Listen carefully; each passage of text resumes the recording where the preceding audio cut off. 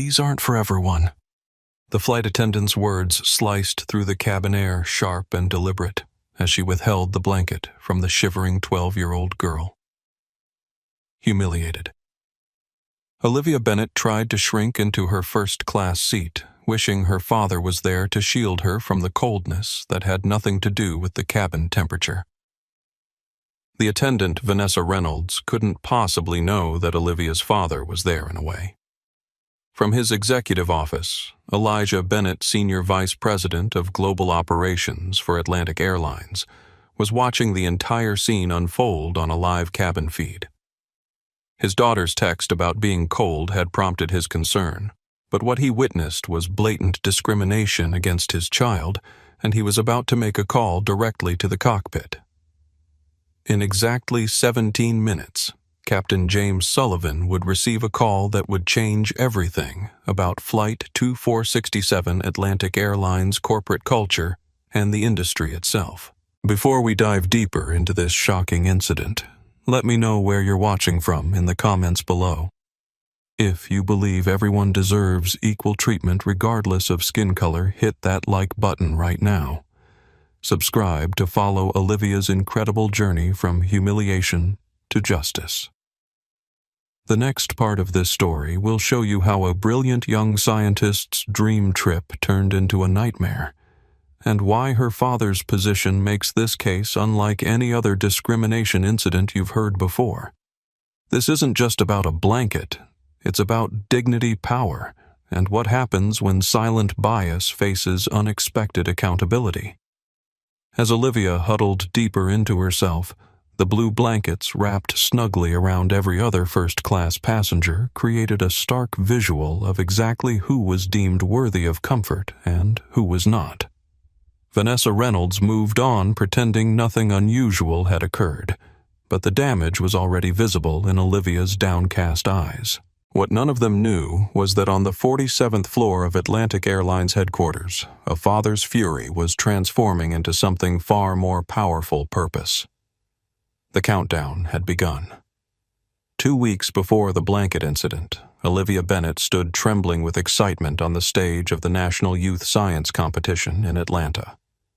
The judges had just announced her climate research project as the grand prize winner among thousands of entries from across America.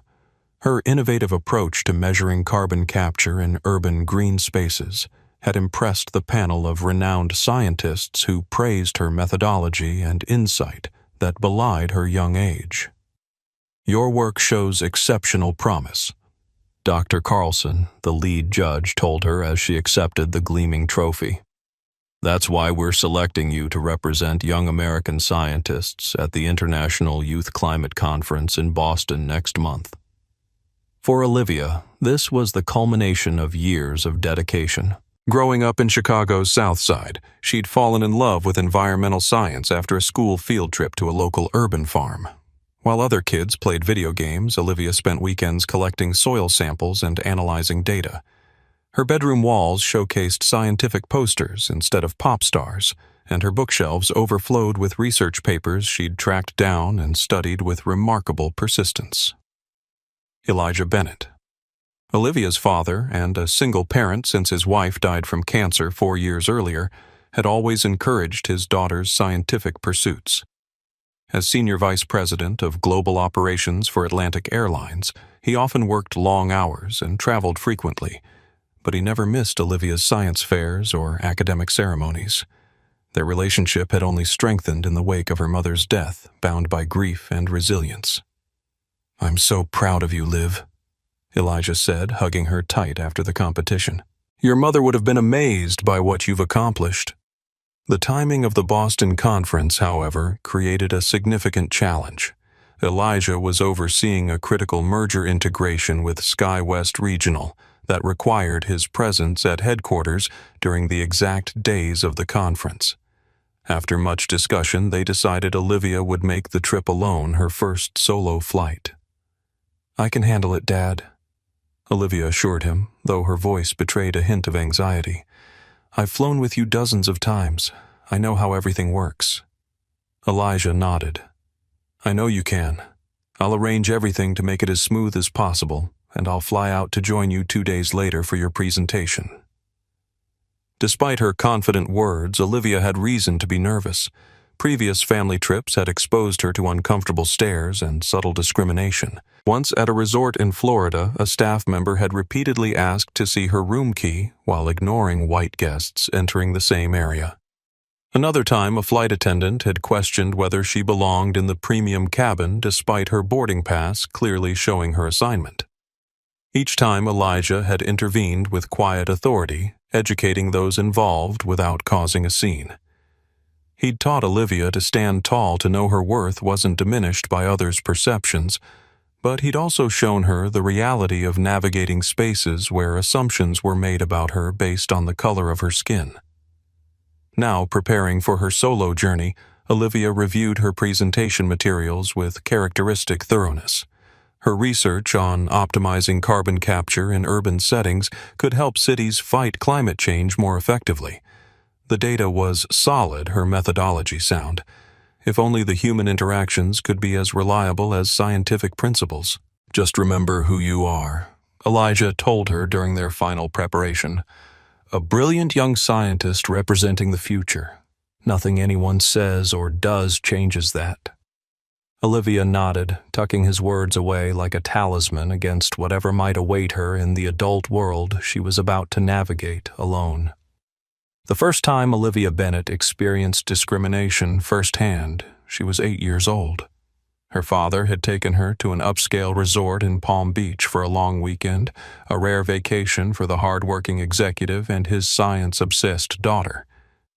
They'd spent the morning at the pool, Olivia practicing diving while Elijah answered urgent emails from a shaded lounge chair.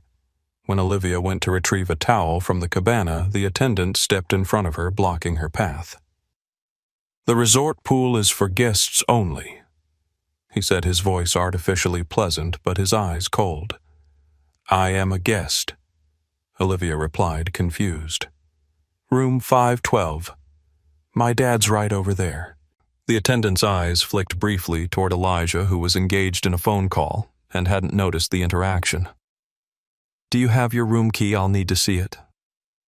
Olivia didn't have the key. Her father kept it, but before she could explain, a white family approached the cabana. The attendant immediately stepped aside, offering them towels without question.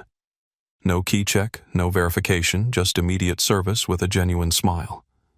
It was subtle enough that Olivia couldn't quite name what had happened, but she felt it deeply, the implication that she didn't belong, that her presence required justification while others were welcomed without question. Later, when she told her father, his expression had darkened momentarily before he carefully explained what she'd experienced. "Some people make assumptions based on how we look," he'd said gently. "It's not right and it's not your fault. We can't control what others think, but we can control how we respond." The next morning, Elijah had arranged a meeting with the resort manager. He didn't raise his voice or make threats. Instead, he calmly described what had happened, pointed out the pattern, and asked what training protocols the resort had in place. By checkout, the attendant had been reassigned, and the manager had scheduled an all-staff training session. That was Elijah's way, addressing problems directly, seeking constructive solutions rather than simply reacting with anger.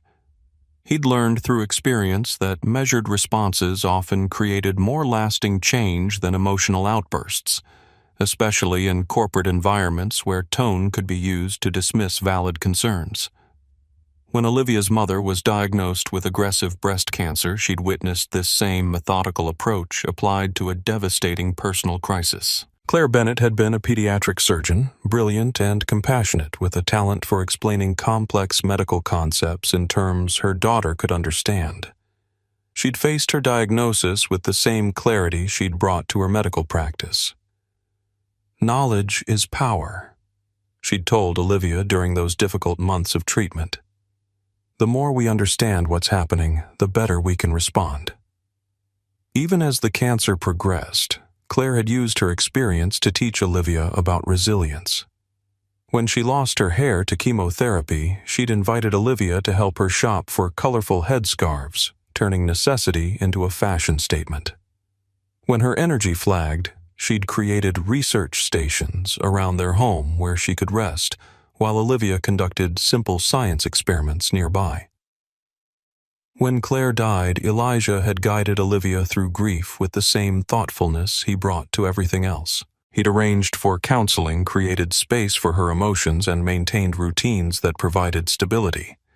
Most importantly, he'd helped her channel her loss into purpose, encouraging her scientific interests as a connection to her mother's analytical mind and healing spirit. 4 years later, that guidance had evolved into preparing Olivia for navigating the world as a young black girl who would sometimes be treated differently based solely on appearance. He'd taught her to recognize discriminatory behaviors without internalizing them, to maintain her dignity in difficult situations, and to speak up when necessary. "Sometimes you'll be the only person who looks like you in a room," he'd explained. "People might question your presence or your abilities. Remember that their questions reflect their limitations, not yours." These lessons had served Olivia well as she excelled academically and began participating in science competitions where she was often the only black competitor. She'd developed a quiet confidence that allowed her to focus on her work despite occasional sidelong glances or surprised reactions to her accomplishments. Now, at 12, preparing for her first solo flight, Olivia carried these experiences with her not as burdens, but as knowledge that helped her understand and navigate the world.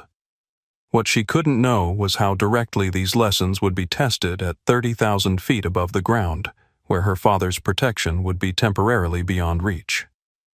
Teresa Rodriguez, a retired teacher and longtime family friend, volunteered to accompany Olivia to Chicago O'Hare International Airport on the morning of her flight.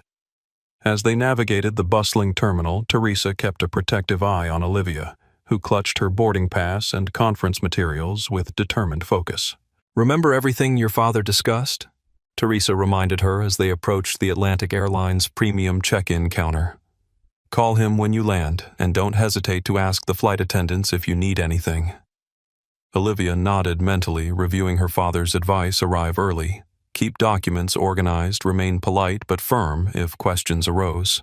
She'd packed her lucky microscope keychain, a gift from her mother on her 8th birthday, in her carry-on for extra reassurance. At the check-in counter, the agent's eyebrows rose slightly as she processed Olivia's ticket. "You're flying alone today?" she asked, glancing between Olivia and Teresa. "Yes, ma'am," Olivia replied confidently. "I'm attending the International Youth Climate Conference in Boston." The agent's expression softened. "Well, it looks like you've been upgraded to first class, Ms. Bennett. That's a pleasant surprise." Teresa smiled, unaware that Elijah had secretly arranged the upgrade as a special treat for his daughter's achievement. What neither noticed was flight attendant Vanessa Reynolds, standing nearby, observing the interaction with narrowed eyes. Vanessa, a 15-year veteran of Atlantic Airlines, had been watching as Olivia approached the premium counter. Something about the situation didn't fit her expectations: a young black girl in casual clothes at the first-class check-in. When she overheard the upgrade announcement, her lips tightened almost imperceptibly. For Vanessa, the premium cabin represented a hierarchy she had spent years enforcing. Growing up in a struggling middle-class family, she had worked her way through flight attendant training, viewing her position on premium routes as a hard-earned status symbol. Over time, she had developed rigid ideas about who belonged in first-class: executives in suits, celebrities, wealthy retirees, people whose appearance matched her conception of privilege. Anyone who didn't fit this mental image became a potential disruptor to what she considered the proper order of things. 3 years earlier, Vanessa had been passed over for a supervisory position in favor of a younger black colleague.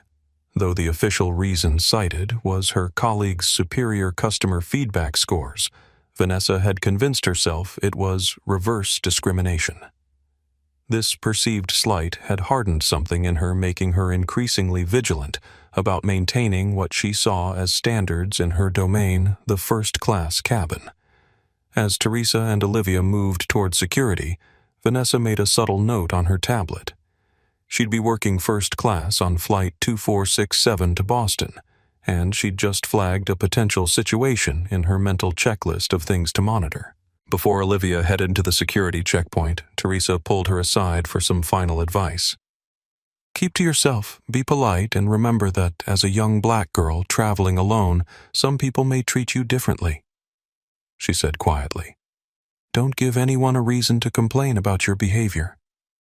Olivia nodded solemnly, familiar with these warnings that were a necessary part of her upbringing. She hugged Teresa goodbye, squared her shoulders, and walked toward security with her boarding pass clutched tightly in hand, excitement and nervousness battling within her. The security screening went smoothly, though Olivia noticed the agent examined her conference invitation longer than seemed necessary. At the gate, she sat quietly reviewing her presentation on her tablet, occasionally glancing up at the growing line of business travelers in pressed suits and expensive watches. When pre-boarding was announced for first class, Olivia approached the priority lane with her ticket and passport in hand.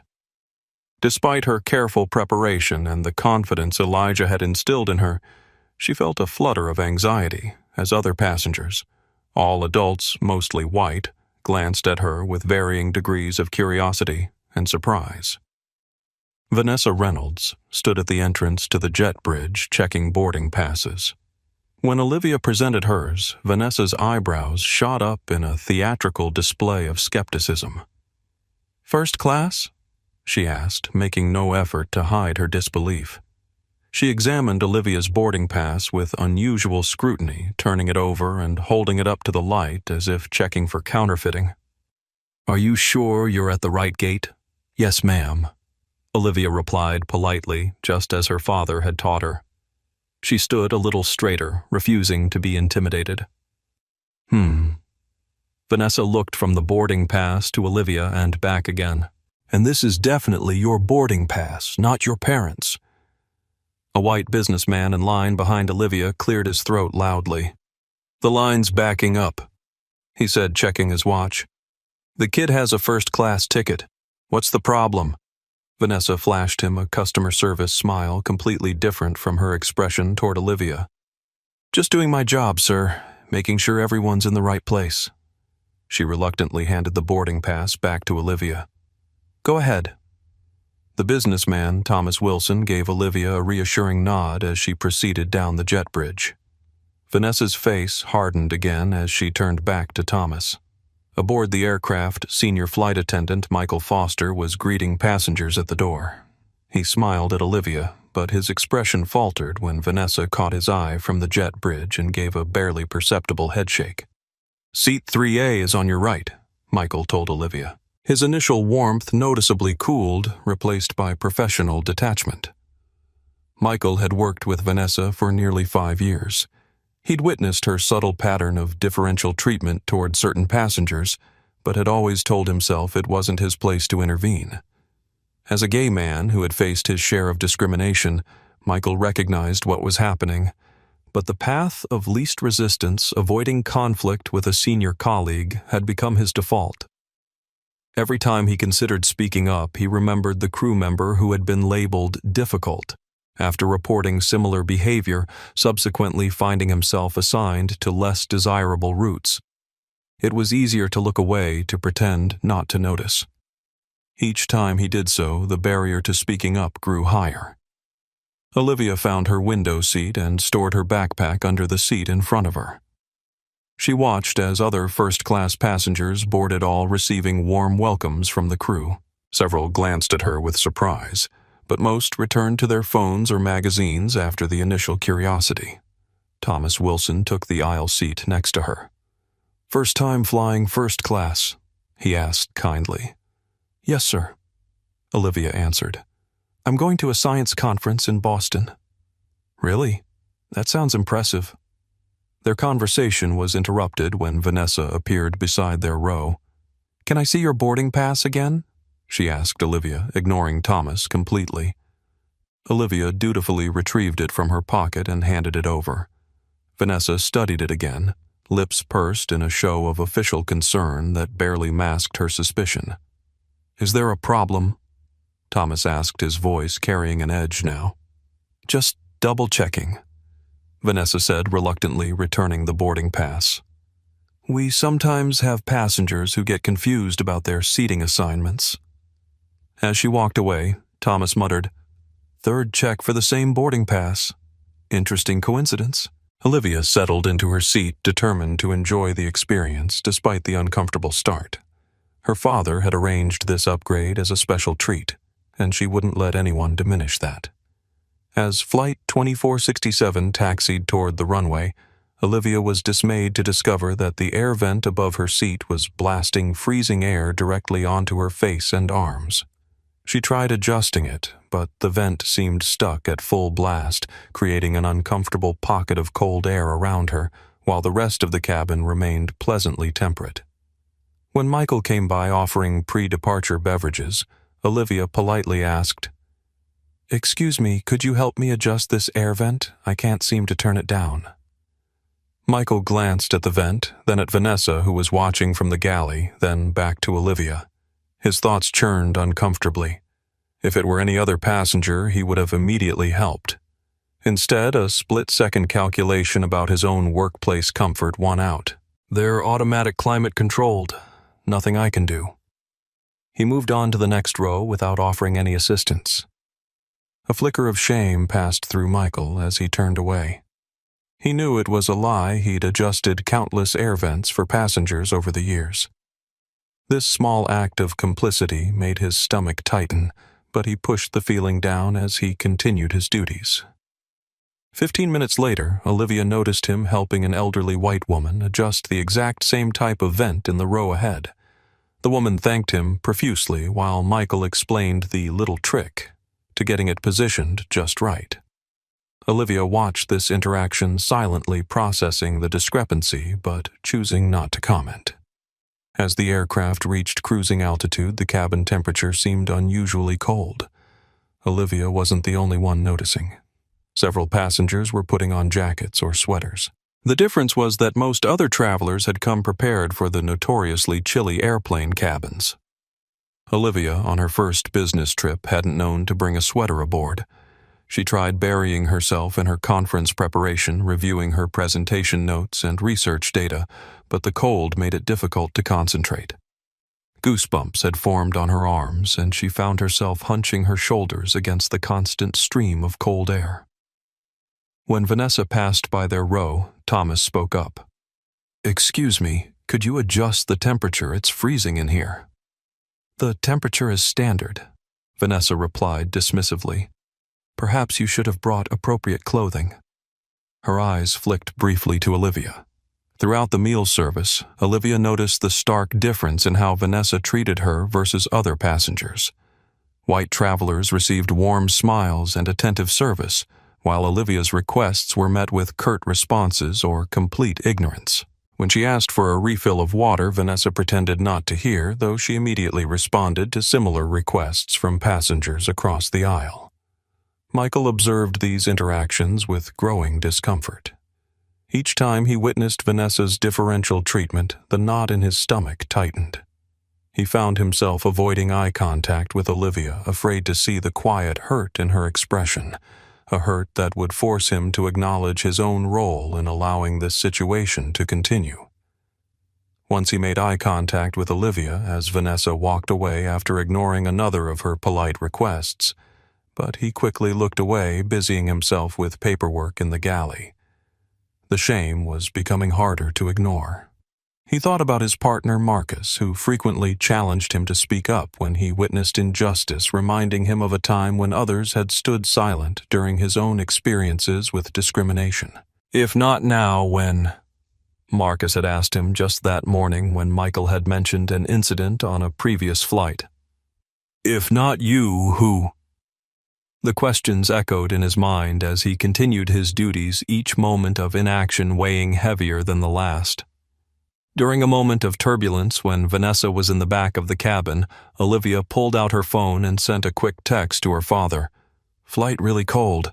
Forgot jacket. Otherwise okay." She downplayed the situation, not wanting to worry him or sound like she was complaining. Olivia was used to handling difficult situations on her own, especially when her father was busy with work. Thomas's expression grew increasingly stormy as he witnessed Olivia's treatment. "This is ridiculous." he muttered after Vanessa bypassed Olivia during a snack service.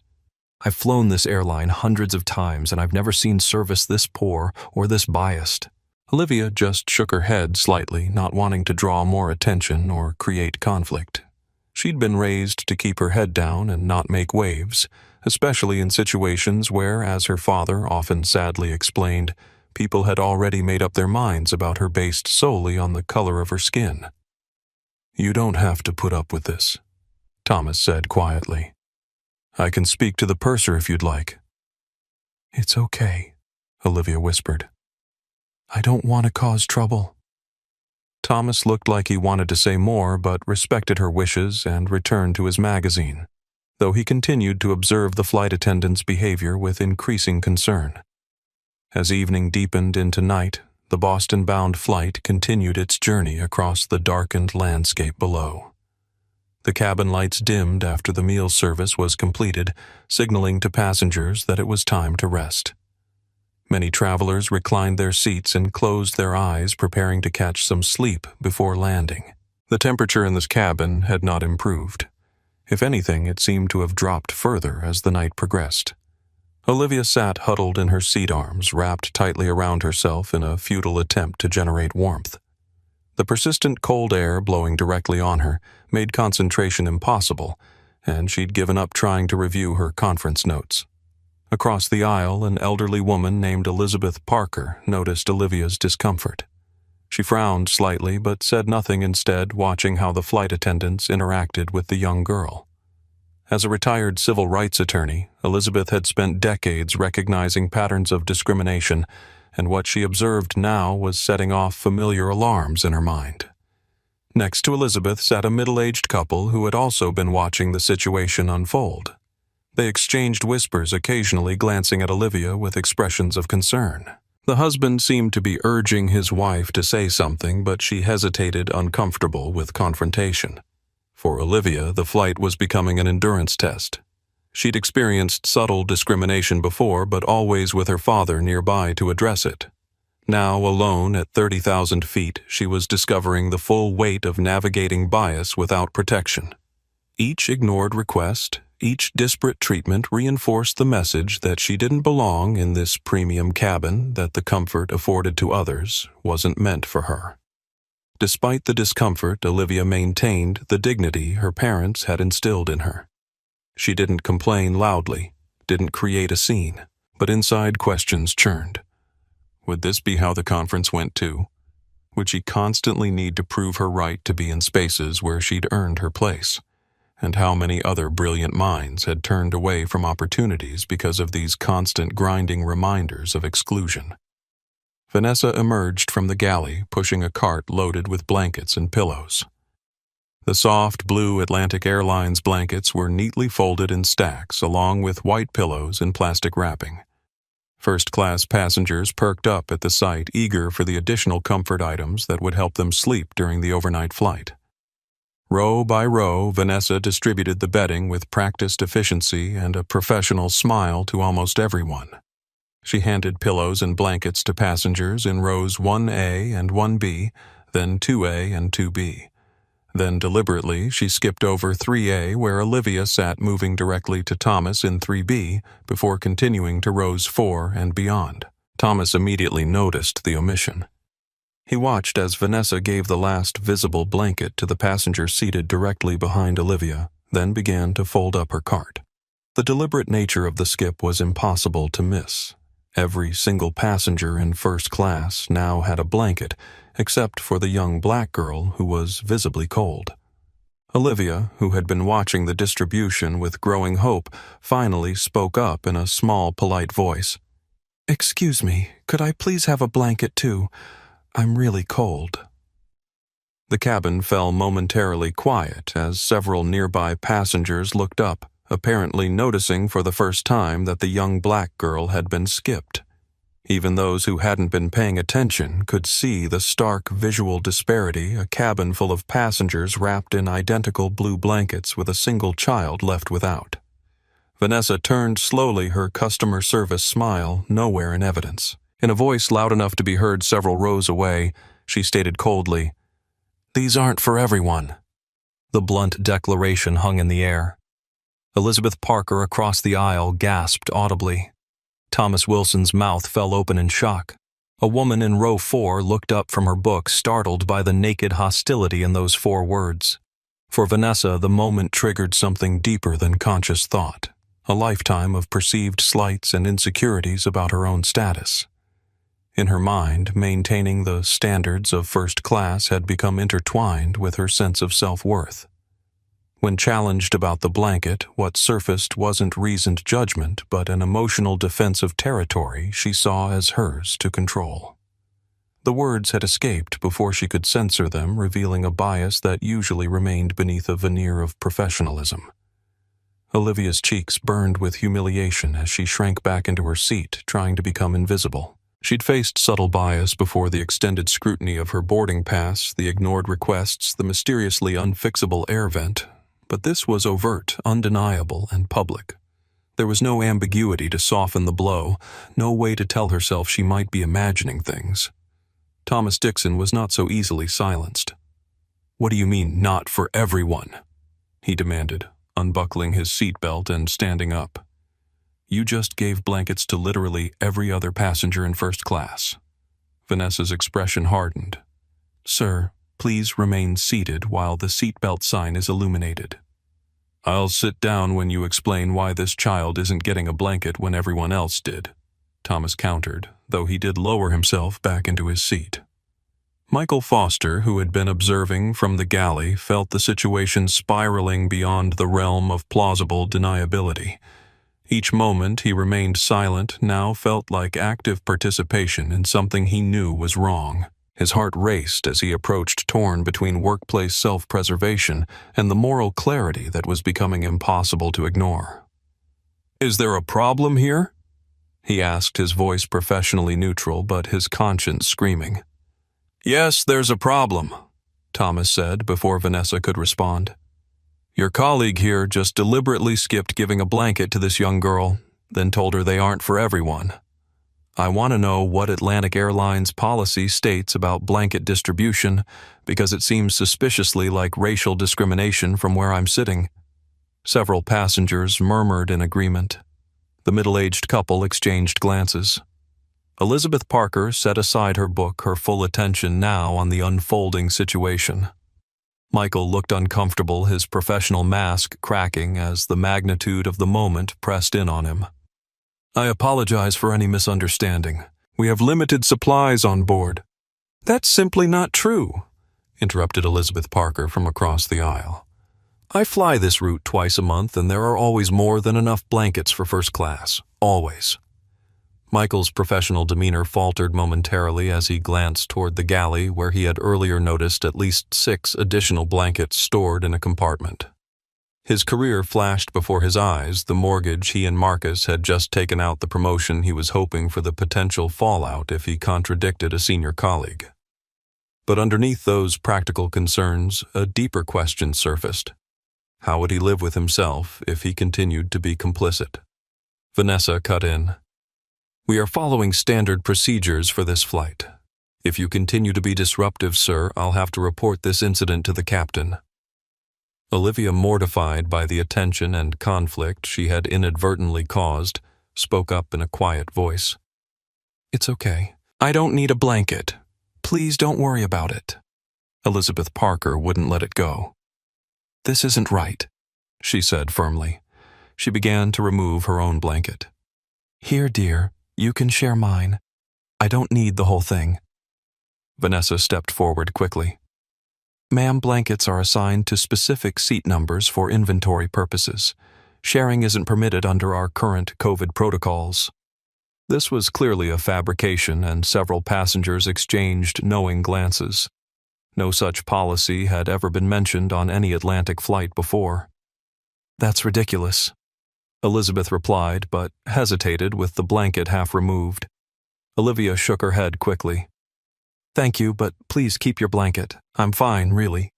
Thomas, fuming silently, removed his sports jacket and handed it to Olivia. "Here. It's not much, but it's better than nothing." "Sir, interfering with another passenger's comfort," Vanessa began, Is giving my own jacket to a freezing child against Atlantic Airlines policy? Thomas challenged. Please go ahead. I'd love to explain to the captain exactly what's been happening on this flight. Vanessa's lips thinned to a tight line. I'll be documenting your disruptive behavior, she said, before turning on her heel and retreating to the galley where she began a whispered conversation with Michael. In the galley, Michael felt trapped between conflicting loyalties. Vanessa, I think we need to get her a blanket, he whispered urgently. This is getting out of hand. Stay out of it, Vanessa hissed. We can't let passengers dictate how we do our jobs. Once we give in on one thing, they'll question everything. You know how it works. Michael hesitated, his desire to avoid conflict warring with his growing certainty that what was happening was simply wrong. But there are plenty of blankets. I saw them myself when I was restocking earlier. Vanessa's eyes narrowed dangerously. Whose side are you on, Michael? Remember what happened to Craig when he started questioning senior crew decisions. The implied threat was clear. Craig had been transferred to regional routes after filing a complaint about another flight attendant. It was a career setback from which he had never fully recovered. Olivia accepted Thomas's jacket with a whispered, "Thank you," draping it across her shoulders. Despite the additional layer, she couldn't stop shivering, partly from cold, but now also from the stress and humiliation of the situation. She kept her head down, allowing her hair to fall forward and shield her face as tears welled up in her eyes. She had faced subtle discrimination before, but never something this blatant, this public, never something that made her feel so unwelcome, so unwanted, so obviously different.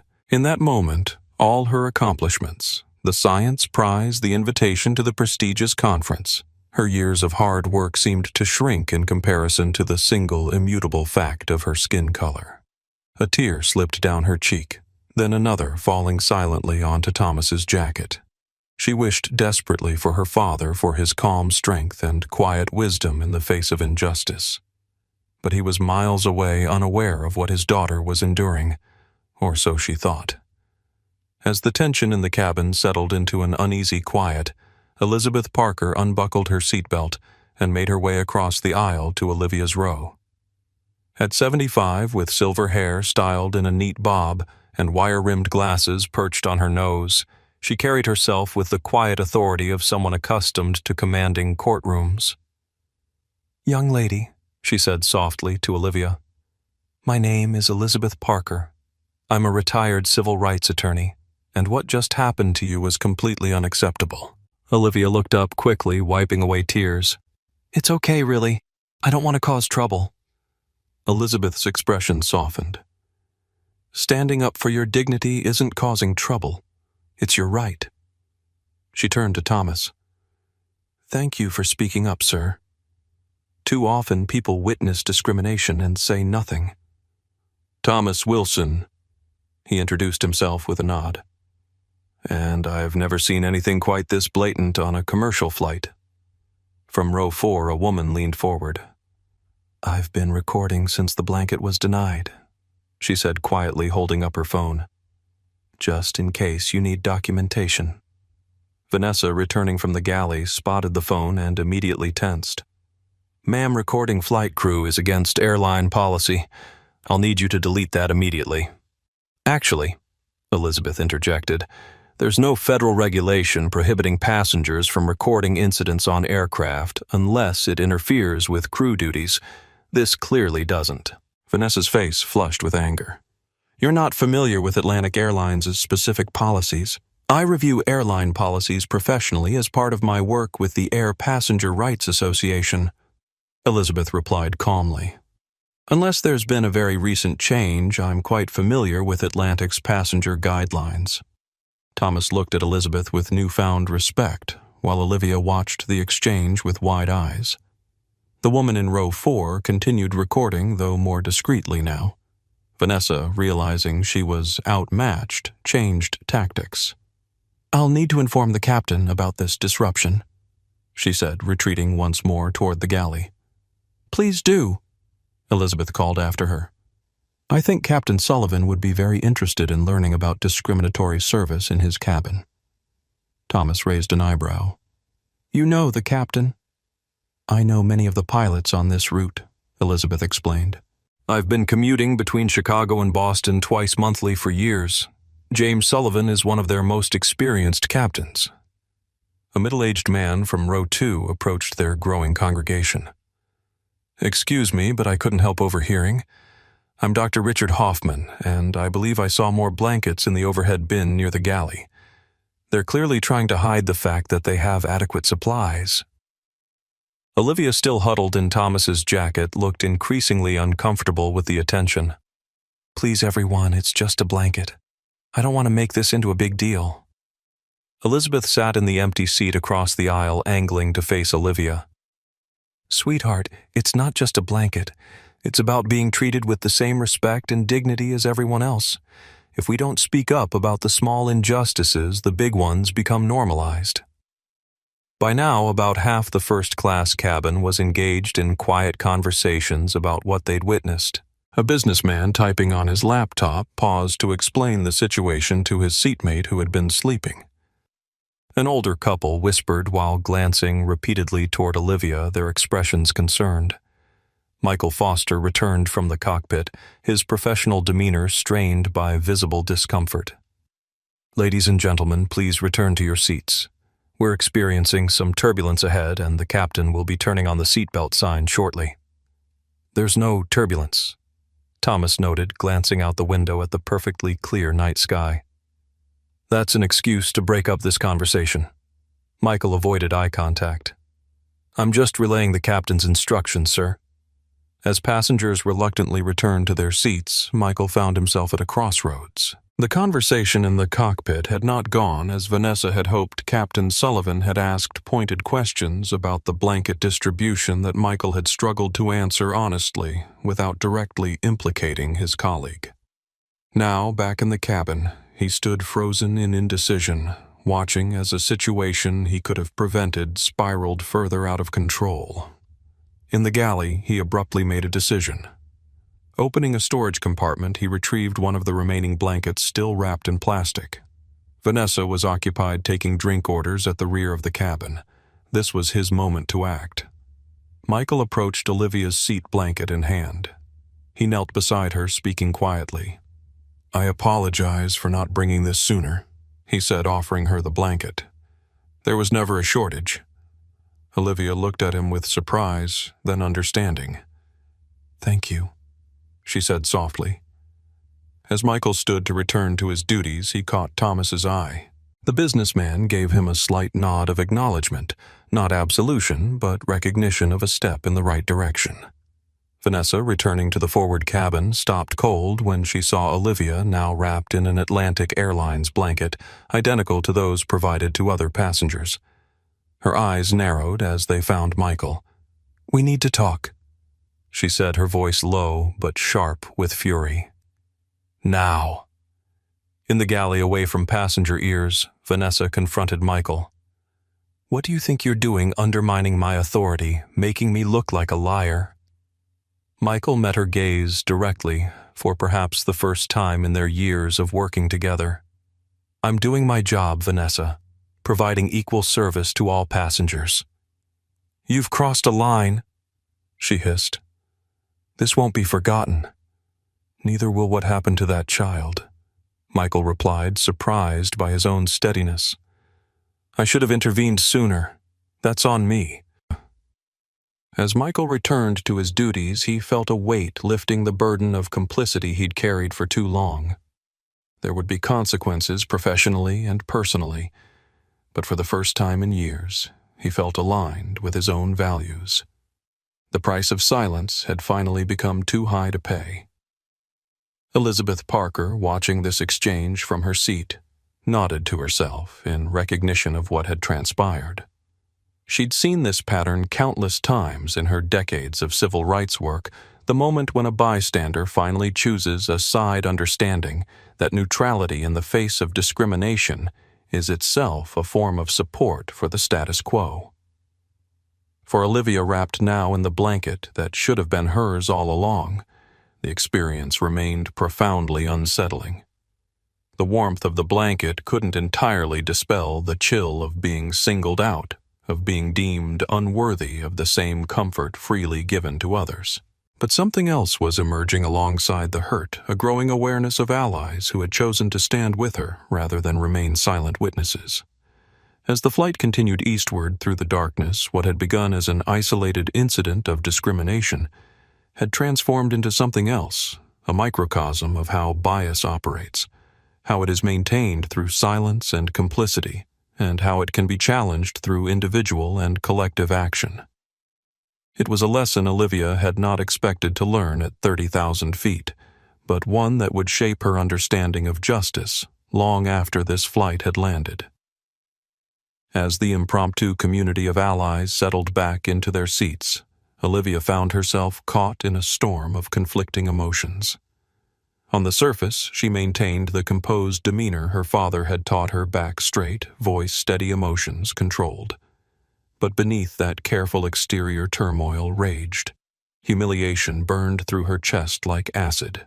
Despite her achievements, winning the national competition, being selected to present at an international conference, years of dedication to her research, she'd been reduced to the black girl who didn't deserve a blanket. The stark visual contrast of being the only passenger without this basic comfort item had painted her as an outsider for everyone to see. "Why did it have to be me?" she thought, clutching Thomas's jacket around her shoulders, even though she now had a blanket. "Why does it always have to be us?" Anger simmered too, not just at Vanessa's overt hostility, but at Michael's initial complicity through inaction. He'd seen what was happening and chosen the path of least resistance, preserving workplace harmony at the expense of a child's dignity.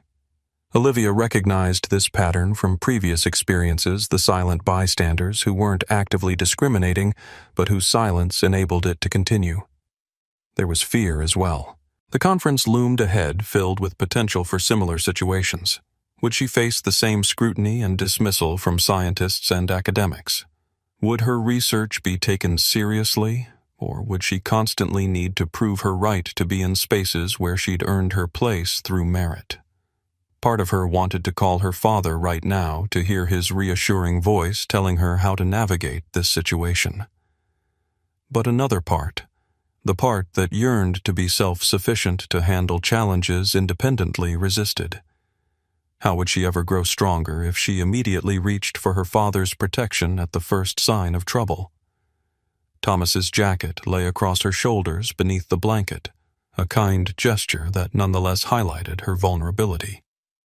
The passenger's intervention, while well-intentioned, had transformed a private humiliation into a public spectacle. Now everyone was watching, discussing, forming opinions about an incident where she'd never wanted to be the center of attention.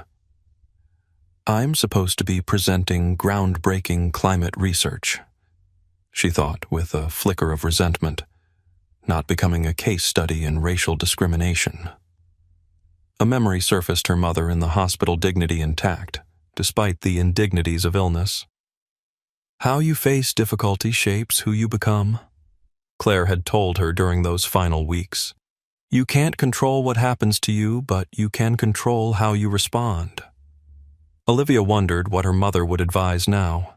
Claire had been unfailingly kind, but never passive in the face of injustice. She'd found ways to address wrongs without sacrificing her professional standing or personal grace. A tear slipped down Olivia's cheek as she stared out the darkened window. She wiped it away quickly, not wanting anyone to notice. The reflection that looked back at her from the glass seemed younger than 12, smaller than she felt most days when immersed in her research or planning her presentation. The text she'd sent her father now seemed inadequate. "Flight really cold, forgot jacket. Otherwise okay." She'd downplayed the situation out of habit, not wanting to worry him, not wanting to sound like she was complaining, not wanting to be a burden when he was handling important business matters. But what if she'd been honest? What if she'd written, "The flight attendant is treating me differently from everyone else. She's giving blankets to all the white passengers, but told me they're not for everyone. I'm cold and embarrassed and trying to remember what you taught me about dignity." Would that have been weakness or strength? Her father always emphasized the importance of naming problems clearly before they could be addressed. Yet he also taught her to pick her battles wisely to conserve emotional energy for things that truly mattered. I hate this, she thought suddenly, the admission taking her by surprise. I hate that my skin color matters more than my brain to some people. I hate that I can't just be a scientist without also being a black girl scientist. I hate that I have to be twice as good to get half the respect. The intensity of this feeling startled her. Normally, she channeled such emotions into her work, using them as fuel for her ambitions. But right now, wrapped in a blanket that had become a symbol of grudging inclusion rather than genuine welcome, she just felt tired. Tired of navigating other people's assumptions. Tired of having to constantly prove her right to exist in spaces she had earned through merit. Elizabeth Parker's words echoed in her mind. Standing up for your dignity isn't causing trouble. It's your right. Those words resonated with something deep inside Olivia, something that recognized their truth even as years of cautious navigation made her hesitant to embrace them fully. She thought about the young girls who would attend her presentation, especially the black and brown girls who might see in her an example of what they could achieve. What would they think if they knew she'd accepted being singled out and denied something given to everyone else? What message would that send about their own worth and what treatment they should accept? A fresh wave of confusion hit her. Was this incident worth all this attention? It was just a blanket after all. But even as she thought this, she knew it wasn't about the blanket. It was about the message behind the denial. The message that said, "You don't belong here," that whispered, "These comforts aren't meant for people like you." Olivia straightened in her seat, adjusting Thomas's jacket around her shoulders. The science conference was important. Her research on urban carbon capture could help cities fight climate change more effectively. But this moment mattered too, this small stand for dignity in a world that too often tried to diminish it. Her father had always told her that change rarely came from grand gestures, but from steady, principled actions in ordinary moments. Perhaps this was one of those moments not just about a blanket, but about the cumulative impact of countless small indignities and the courage to say enough. As the flight continued eastward through the darkness, Olivia made a decision. She would document what had happened not for revenge, but for truth. She would speak about it clearly and factually to her father, not diminishing the impact, but also not allowing it to overshadow her purpose in traveling to Boston. And at the conference she would stand tall, present her research with confidence, and be fully herself, not despite what had happened on this flight, but partly because of it. The lessons of this night would become part of her story, not a defining trauma, but a formative experience in learning to navigate spaces that weren't designed with her in mind, to claim her place with quiet determination, and to recognize the power of allies who stood up when witnessing injustice. With that resolution, Olivia turned back to her tablet, reviewing her presentation once more. The temperature in the cabin had improved somewhat, though she was still noticeably colder than she'd like to be. But something had shifted internally, a strengthening of resolve that had nothing to do with physical comfort and everything to do with self-worth. What Olivia couldn't know was that 30,000 feet below her father was already setting in motion events that would transform this personal indignity into a catalyst for structural change. Elijah Bennett sat alone in his expansive executive office on the 47th floor of Atlantic Airlines global headquarters in Chicago. The clock on his wall showed 11:42 p.m., but his day was far from over.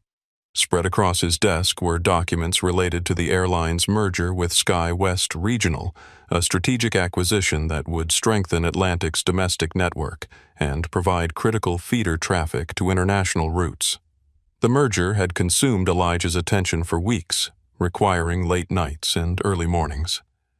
As Senior Vice President of Global Operations, his approval was needed on countless integration plans, affecting everything from route structures to maintenance protocols. Tonight, an unexpected issue with pilot seniority list integration had kept him working hours past his intended departure time.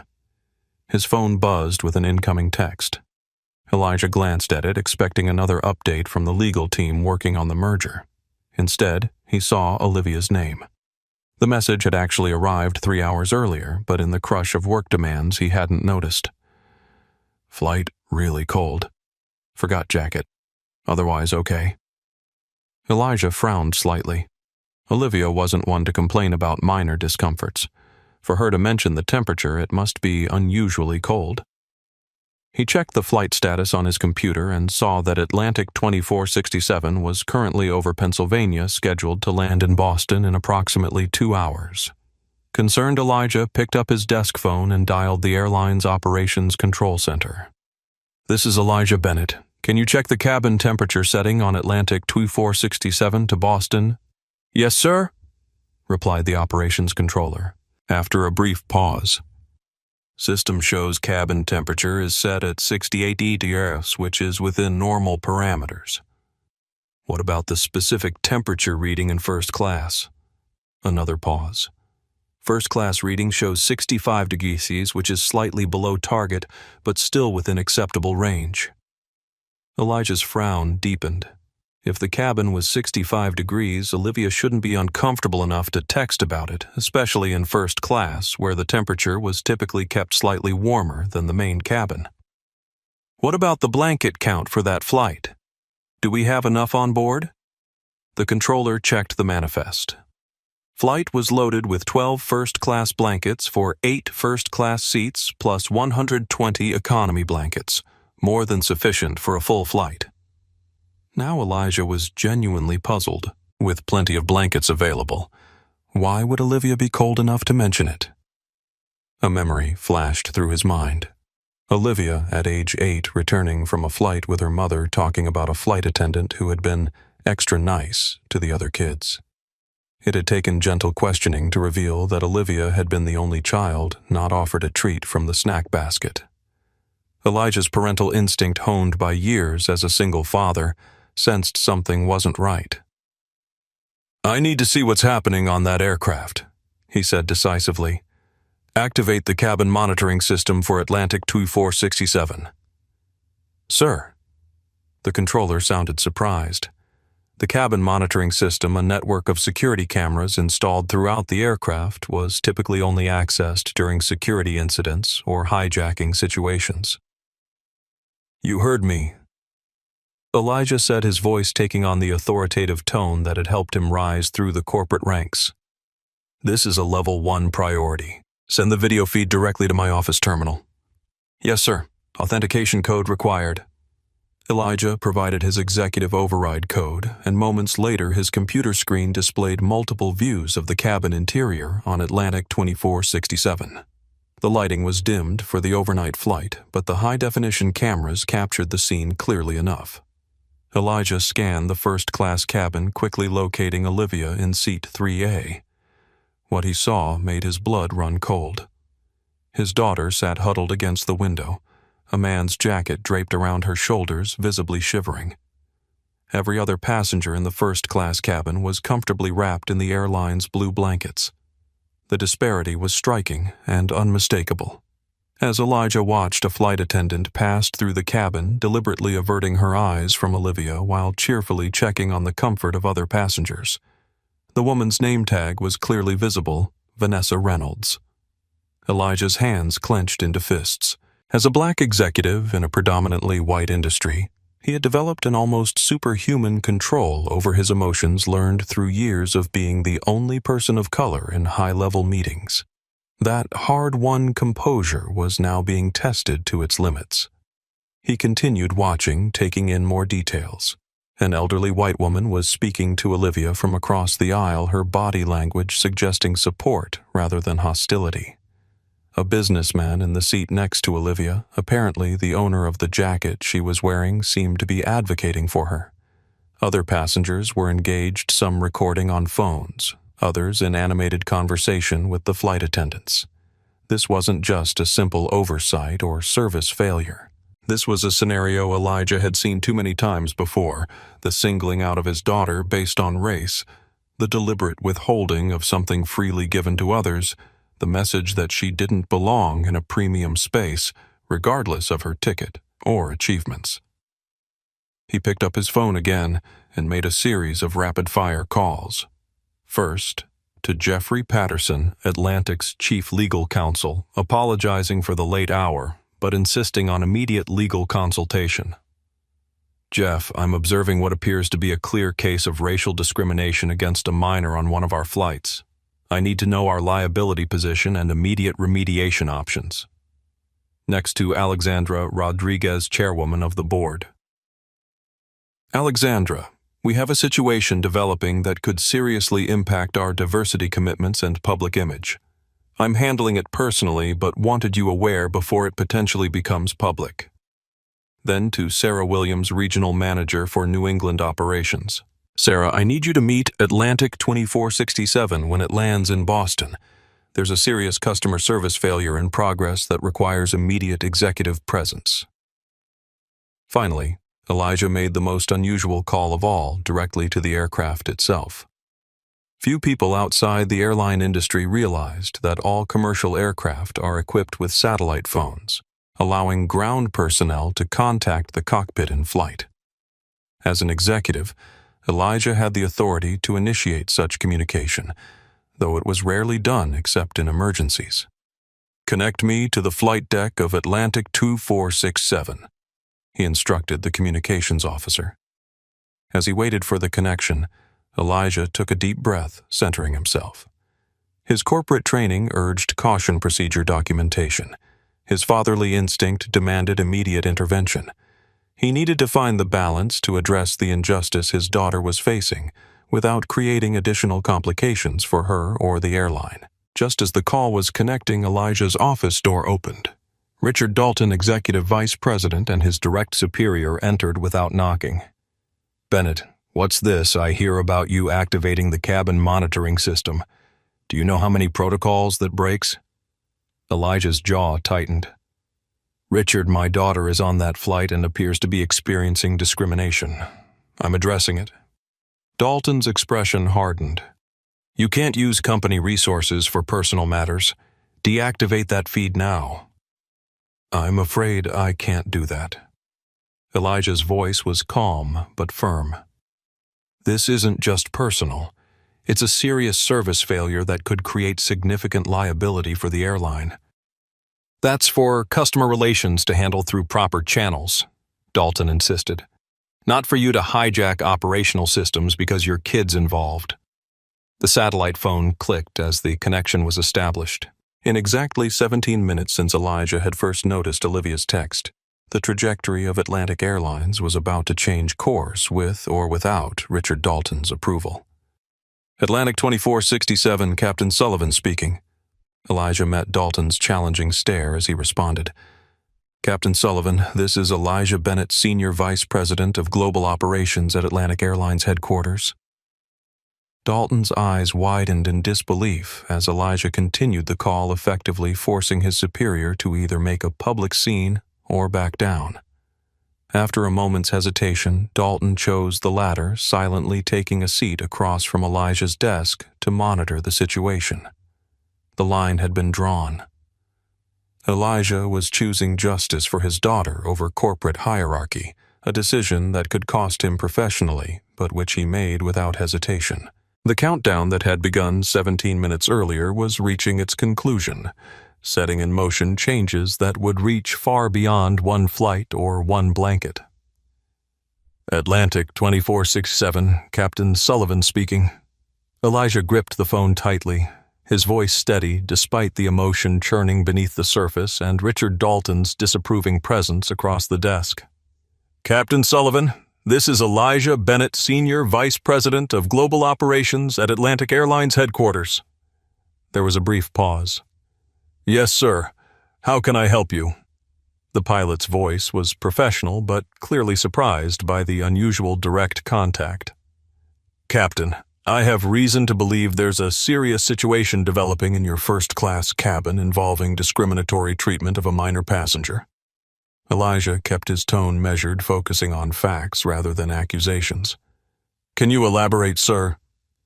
Sullivan asked, his tone shifting from surprised to concerned. The passenger in question is my daughter Olivia Bennett, seated in 3A. Elijah heard a sharp intake of breath on the other end of the line. I've accessed the cabin monitoring system and observed that she appears to be the only passenger in first class denied a blanket. She's visibly cold and distressed. Other passengers appear to be attempting to assist her, which suggests they've also noticed differential treatment. Captain Sullivan listened with growing concern. As aircraft commander, he was ultimately responsible for everything that happened on his flight, including the actions of his cabin crew. Discrimination of any kind violated not only company policy, but his personal code of ethics. I understand, sir. I'll investigate immediately. May I ask if you've had any direct communication with your daughter about this situation? A text message reporting she was very cold, which prompted my investigation. She downplayed the situation, which is typical of her. Olivia isn't one to complain. Sullivan made a quick decision. Mr. Bennett, I'll personally look into this right now. I'll report back within 15 minutes. Thank you, Captain. I appreciate your prompt attention. As Elijah hung up, Richard Dalton leaned forward, his voice low but intense. You're overstepping, Bennett. This could have serious repercussions for your career. Elijah met his gaze evenly. I'm aware of that possibility.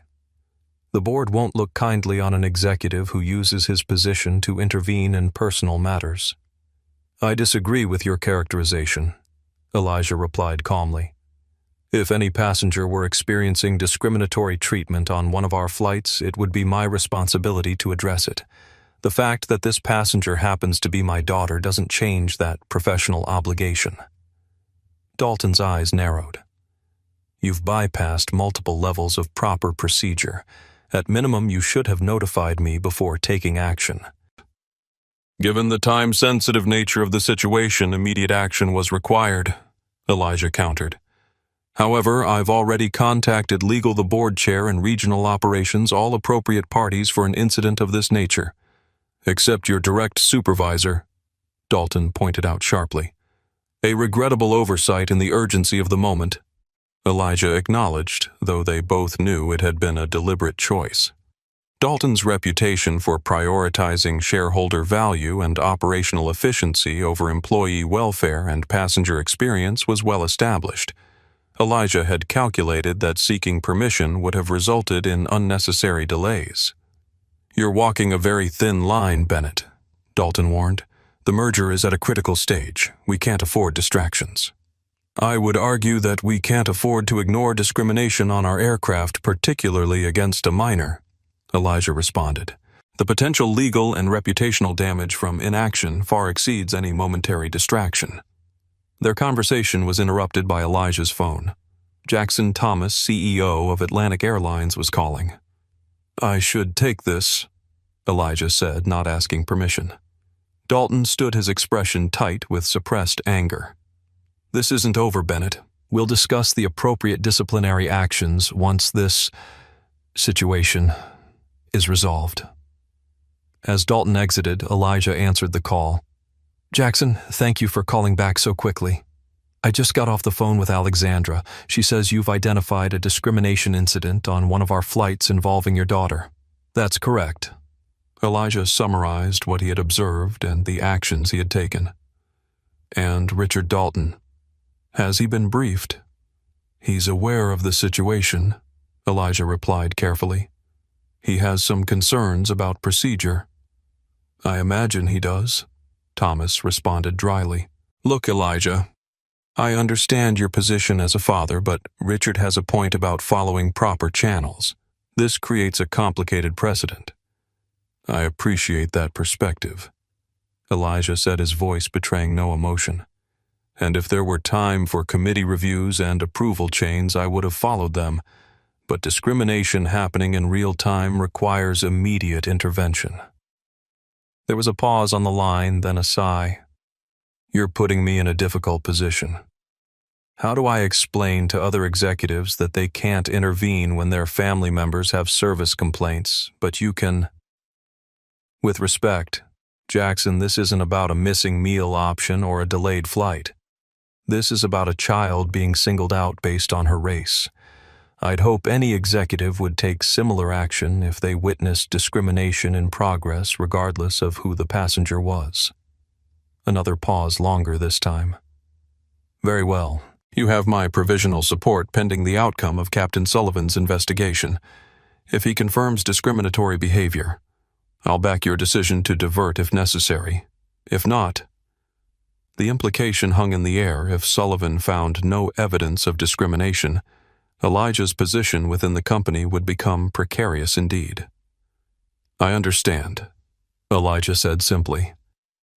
As the call ended, Elijah turned back to his computer where the cabin feed was still active. The stakes had just increased exponentially. It wasn't just his daughter's comfort at risk now, but his own career, the position he had spent decades building, the influence that allowed him to advocate for change from within the financial security that had given Olivia opportunities he himself had never had growing up. Yet as he watched his daughter sitting alone wrapped in a stranger's jacket, while everyone around her enjoyed airline-provided blankets, he knew he would make the same choice again without hesitation. Some principles transcended career considerations. Some moments required taking a stand regardless of the personal cost. Elijah's phone rang, Captain Sullivan calling back as promised. Mr. Bennett, I've investigated the situation personally. Sullivan reported, his voice grave. I can confirm that your daughter was indeed inappropriately denied standard first-class service items. I've personally delivered a blanket to her and arranged for a hot beverage. More importantly, I've identified what appears to be a pattern of discriminatory behavior from one of our flight attendants. Thank you, Captain. What actions are you taking? Based on what I've observed and statements from crew members, I believe the appropriate course of action is to divert to Cleveland Hopkins International and remove the flight attendant in question from duty pending a full investigation. There was a moment of silence before Elijah responded. The executive in him calculated costs, the operational disruption, compensation for delayed passengers, crew replacement logistics, potential union grievance. The father in him thought only of Olivia humiliated in front of a cabin full of strangers. I appreciate your decisive action, Captain. I agree with your assessment. We'll divert to Cleveland. I'll coordinate with operations for a replacement crew member to minimize further delay to Boston. Understood. I'll have our ground team standing by in Cleveland. Sullivan paused briefly. And, sir. Yes, Captain. Thank you for doing the right thing. As Elijah ended the call, exactly 17 minutes had passed since he'd first noticed Olivia's text. In that time, he had set in motion actions that would affect hundreds of people immediately and potentially transform airline policy for years to come. The merger documents still lay scattered across his desk, momentarily forgotten in the face of a more fundamental priority, ensuring that his daughter, and by extension all passengers, received the dignity and respect they deserved. The countdown had reached 0. The transformation of Atlantic Airlines had begun, and so had the clock on Elijah's own professional future.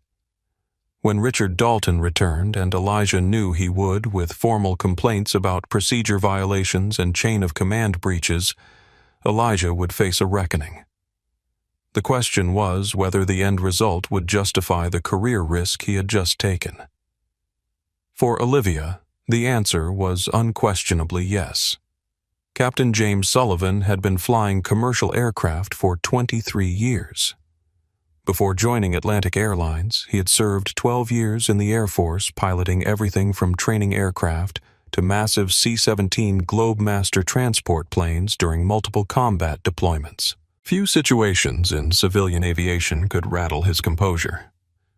The satellite phone ringing in the cockpit at cruising altitude wasn't unheard of, but it was unusual enough to raise his eyebrows. James exchanged a quick glance with First Officer Kevin Martinez before reaching for the handset. "This is Captain Sullivan on Atlantic 2467. He answered crisply, automatically checking his instruments as he spoke. His first thought was potential weather issues or an air traffic control directive requiring a route change. "Captain Sullivan, this is Elijah Bennett, Senior Vice President of Global Operations at Atlantic Airlines Headquarters." James straightened in his seat. Executives at Bennett's level didn't make casual calls to in-flight cockpits. His mind rapidly assessed possible scenarios: major security alert, operational emergency, or some high-value passenger requiring special handling. "Yes, sir. How can I help you?" "I have reason to believe there's a serious situation developing in your first-class cabin involving discriminatory treatment of a minor passenger." Not what James had expected. He frowned, thinking of the cabin crew he'd worked with for years. Michael Foster was a seasoned professional, and while Vanessa Reynolds was known for being strictly by the book, her record had been clean as far as he knew. "Can you elaborate, sir?" "The passenger in question is my daughter Olivia Bennett, seated in 3A. James felt a jolt of surprise. He'd had no idea the SVP of Global Operations had family aboard his aircraft. The manifest would have shown the Bennett name, but there was no flag in the system indicating any relationship to executive leadership. Elijah continued, his voice controlled but with an underlying intensity that James recognized from his own military days, the sound of someone working very hard to maintain professional composure under extreme stress. "I've accessed the cabin monitoring system and observed that my daughter appears to be the only passenger in first class denied a blanket. She's visibly cold and distressed. Other passengers appear to be attempting to assist her, which suggests they've also noticed differential treatment." James listened with growing concern. As aircraft commander, he was ultimately responsible for everything that happened on his flight, including the actions of his cabin crew. Discrimination of any kind violated not only company policy, but his personal code of ethics. The Air Force had taught him that leadership meant protecting those under his command, regardless of rank or background. It was a principle he'd carried into his civilian career, viewing passengers not as customers, but as individuals entrusted to his care. If discrimination was occurring on his aircraft, it wasn't just a service failure, it was a betrayal of that fundamental responsibility. "I understand, sir. I'll investigate immediately. May I ask if you've had any communication with your daughter about this situation?" "A text message reporting she was very cold, which prompted my investigation. She downplayed the situation, which is typical of her. Olivia isn't one to complain." James made a quick decision. "Mr. Bennett, I'll personally look into this right now. I'll report back within 15 minutes. "Thank you, Captain.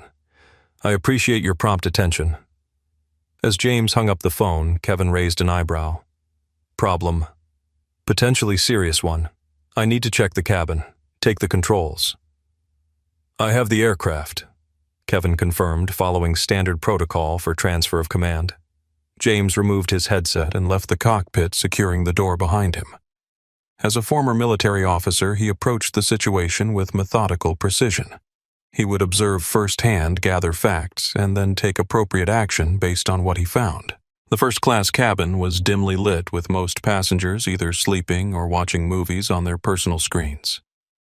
His experienced eyes immediately picked out the girl in 3A, a young black child huddled against the window with what appeared to be a man's suit jacket wrapped around her shoulders. The contrast was striking. Every other passenger in the premium cabin was comfortably nestled under identical blue Atlantic Airlines blankets. Only this child lacked one. James's military training had instilled in him a deep sense of fairness and integrity. Throughout his Air Force career, he'd witnessed the transformative power of leaders who held themselves and others accountable to clear ethical standards. He'd also seen the damage caused when bias was allowed to go unchecked, eroding unit cohesion and mission effectiveness.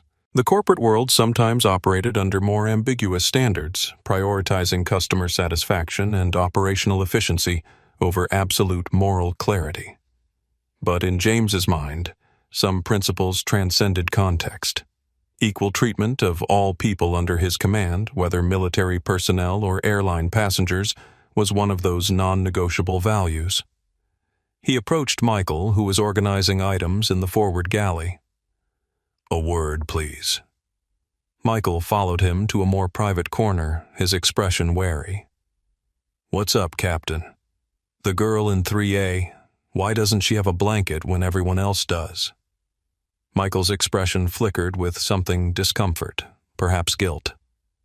Vanessa handled the blanket distribution. She reported we ran short. James had been flying long enough to recognize evasion when he heard it. Is that so? Because according to our load manifest, this flight was stocked with 12 first-class blankets for 8 seats. Michael's gaze dropped. I'm not sure what happened then. James studied Michael's face, recognizing the internal conflict playing out there. He'd seen this before, the struggle between institutional loyalty and personal integrity. I think you do know what happened, he said quietly. And I need you to be straight with me right now. This isn't just about comfort items anymore. This could become a serious matter with implications for everyone involved. Michael hesitated, clearly wrestling with his conscience. Vanessa has certain ideas about who belongs in first class. He finally admitted, his voice barely above a whisper. I should have intervened earlier. I gave the girl a blanket a few minutes ago, but I should have done it sooner. James nodded, appreciating the honesty, but noting the delay in taking corrective action. Thank you for being forthright. I'll need to speak with Vanessa now. Before Michael could respond, James moved through the cabin to where Vanessa was chatting with a male passenger in the last row of first class. Her smile vanished when she saw the captain. Vanessa, I need to speak with you now. In the galley, James didn't waste time. Why does the passenger in 3A not have a blanket? Vanessa's response came too quickly, too rehearsed. We ran out. It happens sometimes when the ground crew doesn't stock. James interrupted. I've already checked our manifest. We have more than enough blankets on board. Well, I looked everywhere and couldn't find enough, Vanessa insisted. Maybe they were miscounted, or... James moved to a storage compartment in the galley and opened it. Inside were at least 6 neatly folded blue blankets still in their plastic wrapping. He turned back to Vanessa, whose face had drained of color. Want to try again? Vanessa's expression hardened. That child was disruptive during boarding and meal service. I used my discretion. How exactly was she disruptive? James pressed his military bearing, evident in his rigid posture and clipped tones. Vanessa faltered. She questioned procedures, demanded special treatment. Specifically, she kept asking for things. Water refills, temperature adjustment, special meal options. James had reviewed the manifest before leaving the cockpit. According to our records, she didn't request any special meal, and since when is asking for water considered disruptive? Vanessa's composure slipped further. Look, I've been flying these routes for 15 years. I know when someone doesn't fit the profile of our premium customers. The profile? James repeated, his voice dangerously quiet. Realizing her mistake, Vanessa attempted to backtrack. I meant behavior profile, experience level. That child is not only a paying first-class passenger, but happens to be the daughter of Elijah Bennett, our senior vice president of global operations. The blood drained from Vanessa's face. What? How was I supposed to know that? You weren't. That's the point. You're supposed to treat every passenger with the same level of respect and service regardless of who they are or what they look like. James's voice remained controlled, but his disapproval was unmistakable. This isn't just a customer service issue anymore, Vanessa. This is discrimination, and it happened on my aircraft. James took a blanket from the compartment and a packet of hot chocolate from another drawer. Heat this up, he instructed Michael, handing him the beverage packet, and bring it to 3A immediately along with our most sincere apologies. To Vanessa, he said, stay in the galley until I return. We'll discuss this further after I've spoken with the passenger. 8 minutes had passed since Elijah Bennett's call. In those 8 minutes, Captain James Sullivan had confirmed a situation that violated both company policy and his personal ethics. The next 9 minutes would determine how history would remember this flight. As he walked back to the cockpit, James weighed his options. Company protocol suggested documenting the incident and addressing it upon landing. but his military training had taught him that addressing misconduct immediately and decisively was essential to maintaining order and respect. Allowing Vanessa to continue serving passengers after confirming discriminatory behavior would send a message that such conduct was tolerable, a message he refused to endorse. The decision crystallized in his mind. He would contact operations, request a diversion to Cleveland, and remove Vanessa from duty immediately. It would disrupt schedules, inconvenience passengers, and potentially create pushback from management concerned about costs. But some principles weren't negotiable even at 30,000 feet. James approached Olivia with the blanket, maintaining a friendly but professional demeanor to avoid drawing more attention to her. "I believe you requested this earlier," he said quietly, offering the blanket. "I apologize for the oversight." Olivia looked up with surprise, quickly wiping away traces of tears. "Thank you," she whispered, accepting the blanket with hands that trembled slightly. James crouched beside her seat to bring himself to her eye level, speaking softly to maintain her privacy. "I want to personally apologize for your experience on our flight today. It falls far short of how Atlantic Airlines expects our passengers to be treated, and I'm taking steps to address it immediately." Olivia nodded, clearly uncomfortable with the attention, but visibly relieved to finally have a blanket. The passenger next to her, Thomas Wilson. James noted from the manifest review he'd done before leaving the cockpit, observed the interaction with a mixture of approval and lingering indignation on the girl's behalf. "Michael will bring you some hot chocolate in a moment," James continued. "Is there anything else you need to be comfortable for the remainder of our flight?" "No, sir. This is fine. Thank you." "You're very welcome." James hesitated, then added gently, "Your father sends his regards." Olivia's eyes widened in surprise. "He knows?" "Yes, he's why I'm here talking to you now." A complex mix of emotions crossed Olivia's face, relief, embarrassment, and something like disappointment. "I didn't want to bother him," she said quietly. "He has the merger to worry about." The simple statement revealed volumes about the young girl's character, her awareness of her father's responsibilities, her reluctance to be a burden. James felt a renewed surge of resolve to address the situation decisively. "Some things are more important than mergers," he said, giving her a reassuring smile before returning to the galley where Vanessa and Michael awaited. "I've made a decision," James informed them, his voice low but firm. "We're diverting to Cleveland Hopkins International. Vanessa, you'll be removed from duty pending a full investigation." "What?" Vanessa's face flushed with anger. "You're diverting the aircraft over a blanket. That's completely disproportionate." "This isn't about a blanket," James replied. "This is about discriminatory treatment of a passenger based on her race, which violates federal aviation regulations, company policy, and basic human decency." "You can't prove that was my motivation," Vanessa protested. "The evidence speaks for itself." "You deliberately skipped the only black passenger during blanket distribution, lied about supplies, and then stated they weren't for everyone when directly questioned. Multiple witnesses heard and observed your behavior."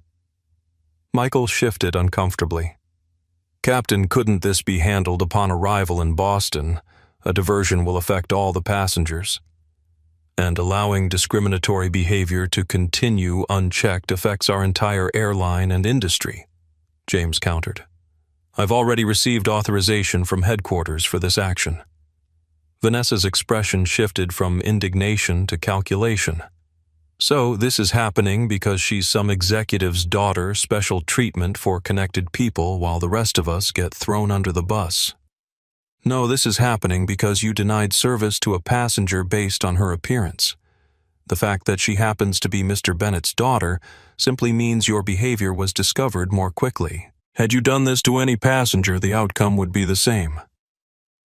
This wasn't entirely true. James knew that, without Elijah Bennett's direct intervention, the incident might have been documented and addressed later, possibly with a customer service voucher and a note in Vanessa's file, rather than an immediate diversion. But the principle he stated was the standard he believed should apply regardless of the passenger's connections. "Michael, where do you stand in all this?" James asked, turning to the lead flight attendant. Michael hesitated, visibly conflicted. I observed differential treatment but didn't intervene early enough. I should have stepped in sooner. Yes, you should have, James agreed. Your failure to act will be part of the investigation, but for now I need you to— Where do you stand in all this? James asked, turning to the lead flight attendant. Michael hesitated, visibly conflicted. I observed differential treatment but didn't intervene early enough. I should have stepped in sooner. Yes, you should have, James agreed. Your failure to act will be part of the investigation, but for now I need you to continue serving the cabin professionally while I arrange our diversion. James returned to the cockpit where Kevin Martinez was maintaining their course toward Boston. What's the situation? Kevin asked as James settled back into his seat. Confirmed discrimination against a minor passenger. We're diverting to Cleveland to remove a flight attendant from duty. James picked up the radio to contact air traffic control as he brought Kevin up to speed on the situation. Within minutes, they had clearance for the diversion, and James activated the cabin announcement system. Ladies and gentlemen, this is Captain Sullivan speaking. I regret to inform you that we will be making an unscheduled landing in Cleveland due to a crew issue. We expect to be on the ground for approximately 1 hour while we address this matter. I apologize for the inconvenience and will provide more information as it becomes available. As he set the new course for Cleveland, James reflected on the core values that had guided his military and civilian career: integrity, service, and respect for every individual regardless of rank or background. Today, those values required him to take a stand even if it meant disrupting 200 passengers' travel plans. Some principles simply weren't negotiable. Kevin had been silently processing the information. You're doing the right thing, he finally said. I served with too many good people who were treated differently because of skin color. Not on our flight. James nodded appreciatively. In the 15 minutes since Elijah Bennett's call, he had confirmed the situation addressed the immediate comfort needs of the affected passenger, confronted the responsible crew member, and initiated a course of action that aligned with both company policy and his personal ethical standards. 9 minutes remained in the countdown that had begun when Elijah first noticed his daughter's text message. In those 9 remaining minutes, the implications of this decision would begin to ripple through the airline and beyond. The mood in the cabin shifted perceptibly after Captain Sullivan's announcement. Passengers who had been dozing jolted awake, checking their watches and exchanging concerned glances. Others removed headphones, suddenly alert to the unexpected development. The phrase "crew issue" sparked immediate speculation, with whispered theories spreading from row to row. In first class, Vanessa Reynolds stood rigidly by the galley, her face a mask of professional neutrality that barely concealed her growing anxiety. She had served on enough flights to know that unscheduled diversions for crew issues typically meant one thing: someone was about to be removed from the aircraft. James knew the diversion would create operational challenges, passenger compensation claims, and potential scrutiny from company leadership concerned about costs and efficiency metrics. But as the aircraft began its descent toward Cleveland, he felt a certainty that transcended those concerns. Some moments defined a person's character and values. This was one of them. The atmosphere in this cabin grew increasingly tense as Flight 2467 began its descent toward Cleveland Hopkins International Airport.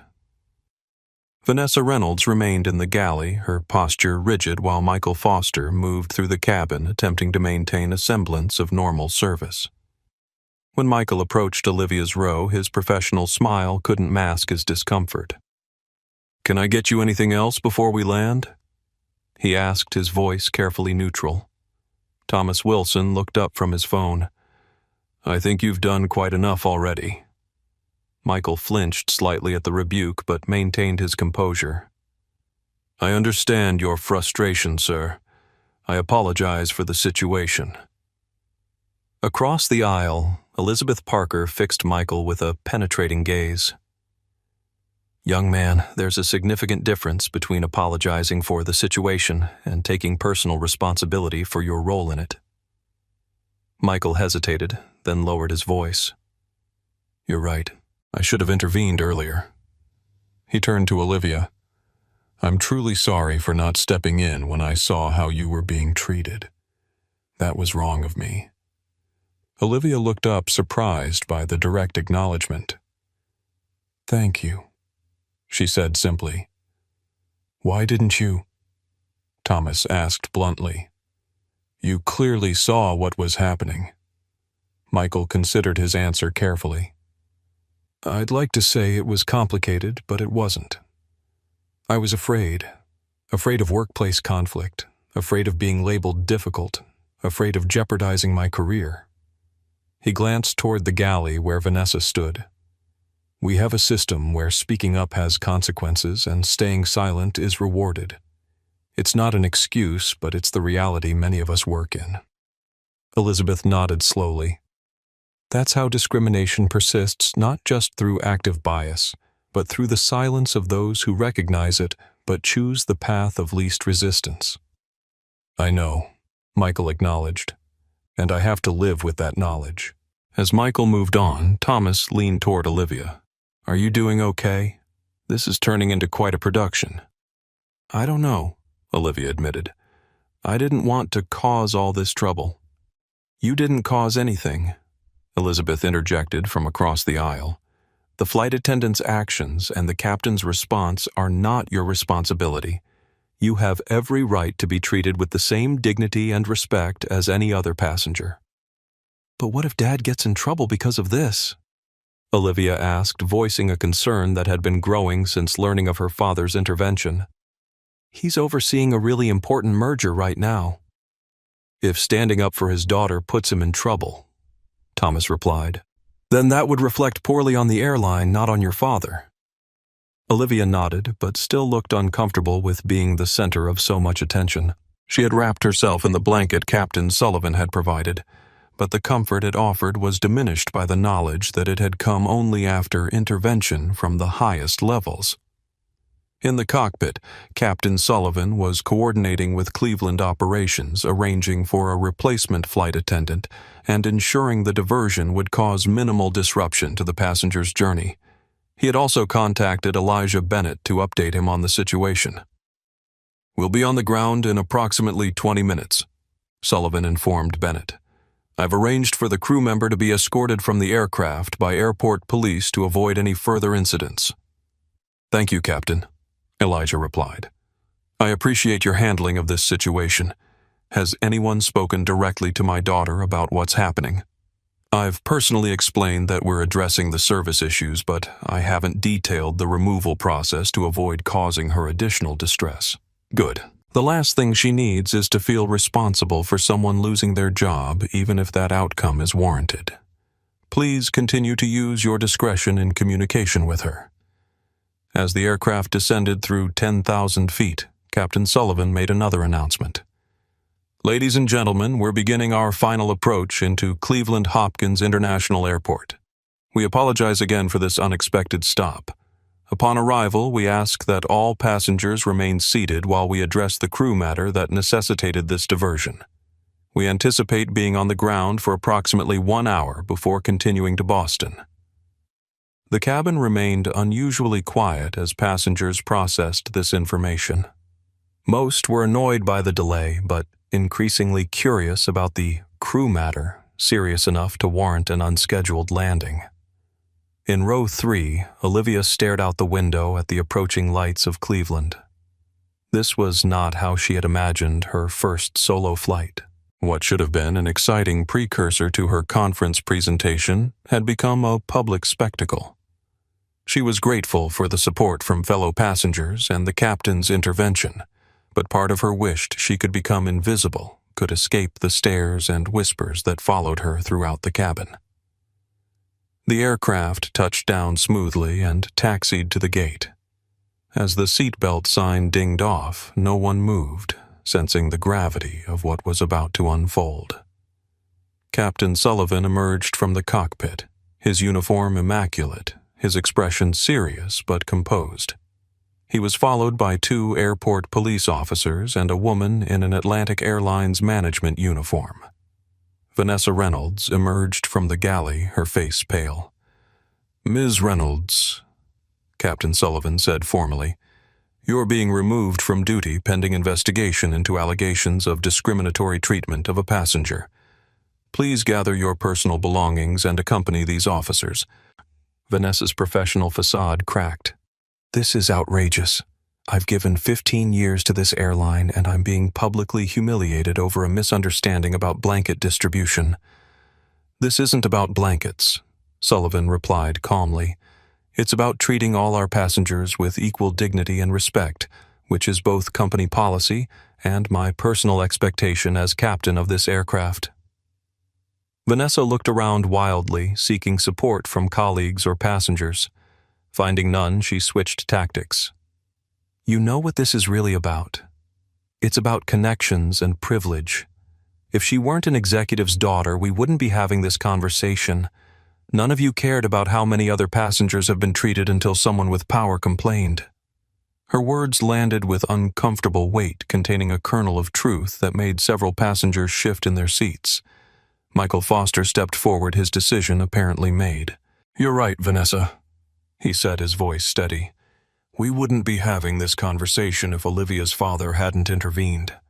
And that's exactly the problem, the fact that it takes executive action to address something that should never happen to any passenger regardless of who they are or who their parents might be." Thomas Wilson spoke up from his seat.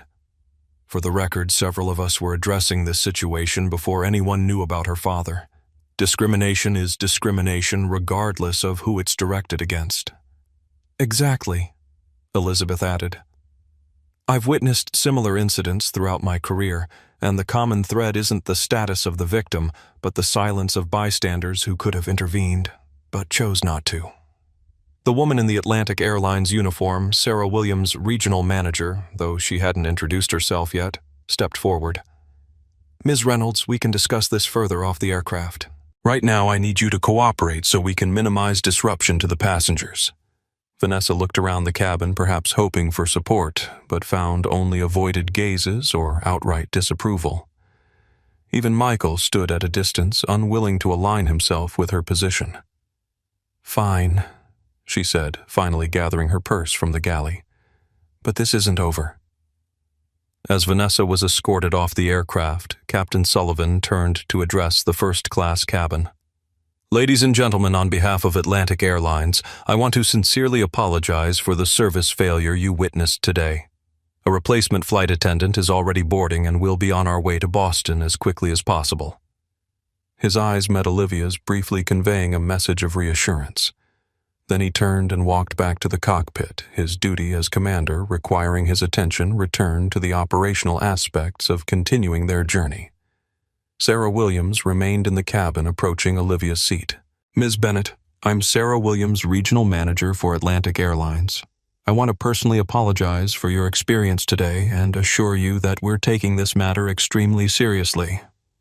Olivia nodded, uncomfortable with the continued attention, but appreciating the acknowledgement. "Thank you. Is there anything you need for the remainder of your journey?"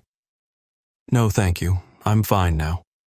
Sarah nodded, understanding the girl's desire to move past the incident, rather than prolonging the focus on her. "We'll be continuing to Boston shortly. Your father asked me to tell you he'll be waiting at the gate when we arrive." As Sarah moved through the cabin, checking on other passengers and managing the transition, a new flight attendant boarded Monica Jimenez, an experienced crew member quickly dispatched from the Cleveland base. Her warm, professional demeanor provided a stark contrast to Vanessa's earlier hostility as she efficiently prepared for the continuation of service to Boston. Elizabeth Parker leaned across the aisle toward Olivia. "What you just witnessed," she said quietly, "was accountability in action. It doesn't happen nearly often enough, but when it does, it reminds us that change is possible." Olivia considered this. Throughout the incident, she had felt powerless, a child at the mercy of adult authority figures who could choose to help or hurt her based on their own biases. But the swift, decisive response from Captain Sullivan demonstrated that there were systems and individuals willing to uphold principles of fairness and dignity. As the aircraft pushed back from the gate to resume its journey to Boston, Olivia felt something shift within her.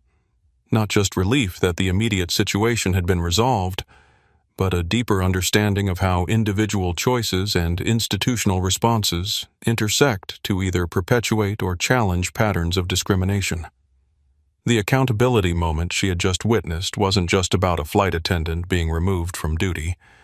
It was about the visible assertion that her dignity mattered, that she deserved the same respect and service as every other passenger regardless of her age or race.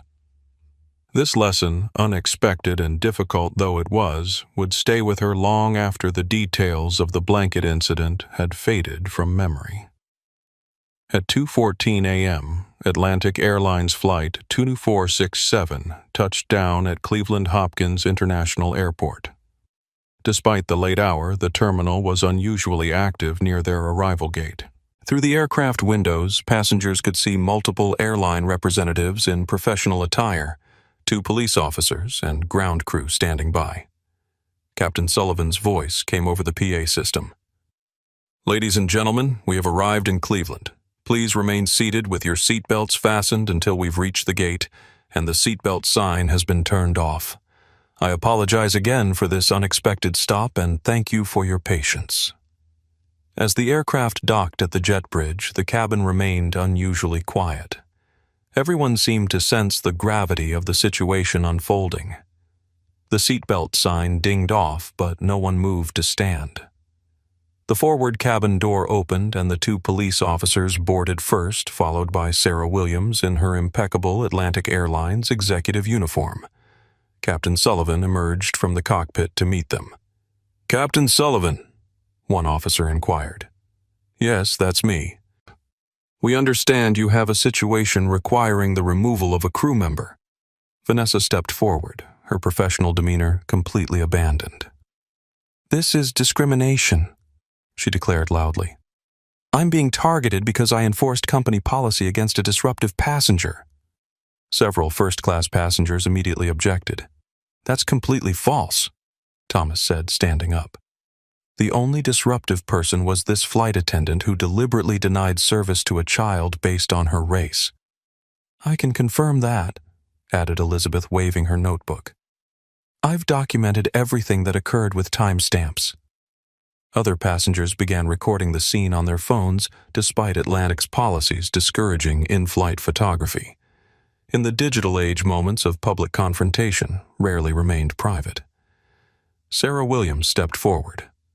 "I'm Sarah Williams, Regional Manager for Atlantic Airlines. I'd like to speak with Ms. Reynolds privately.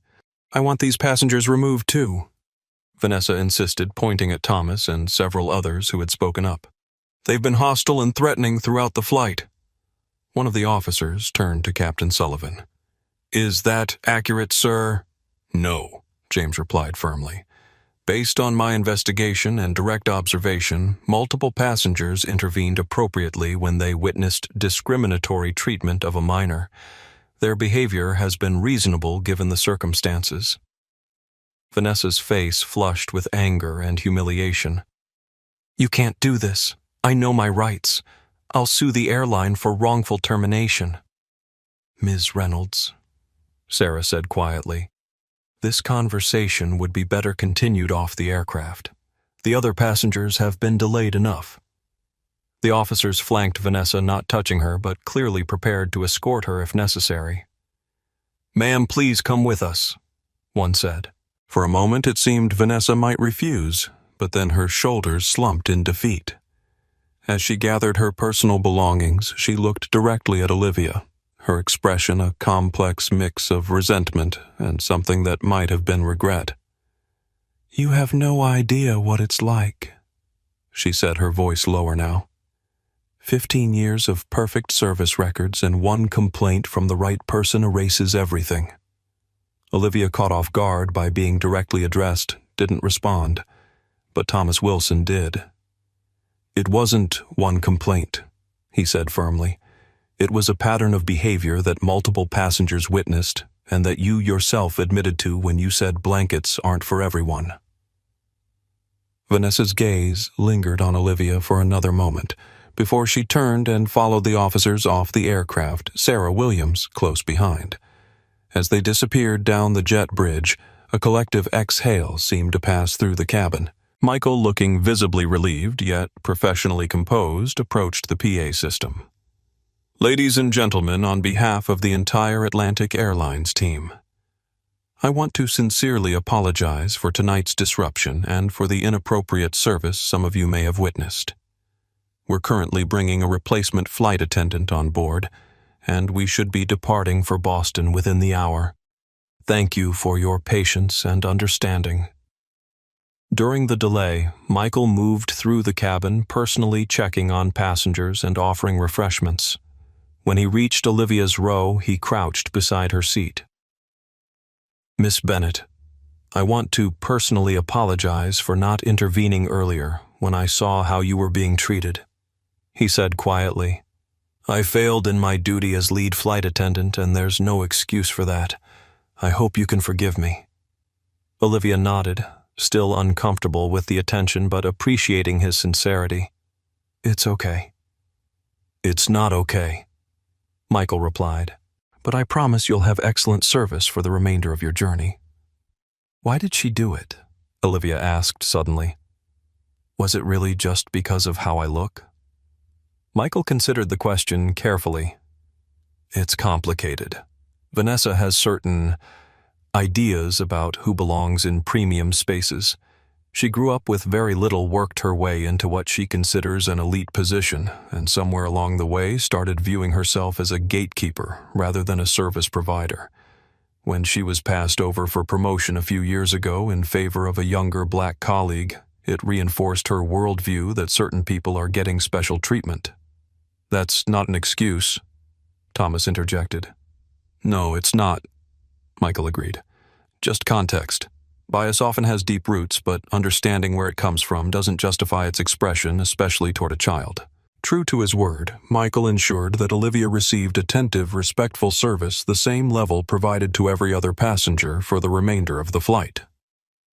As promised, a replacement flight attendant, Monica Jimenez, boarded within 45 minutes.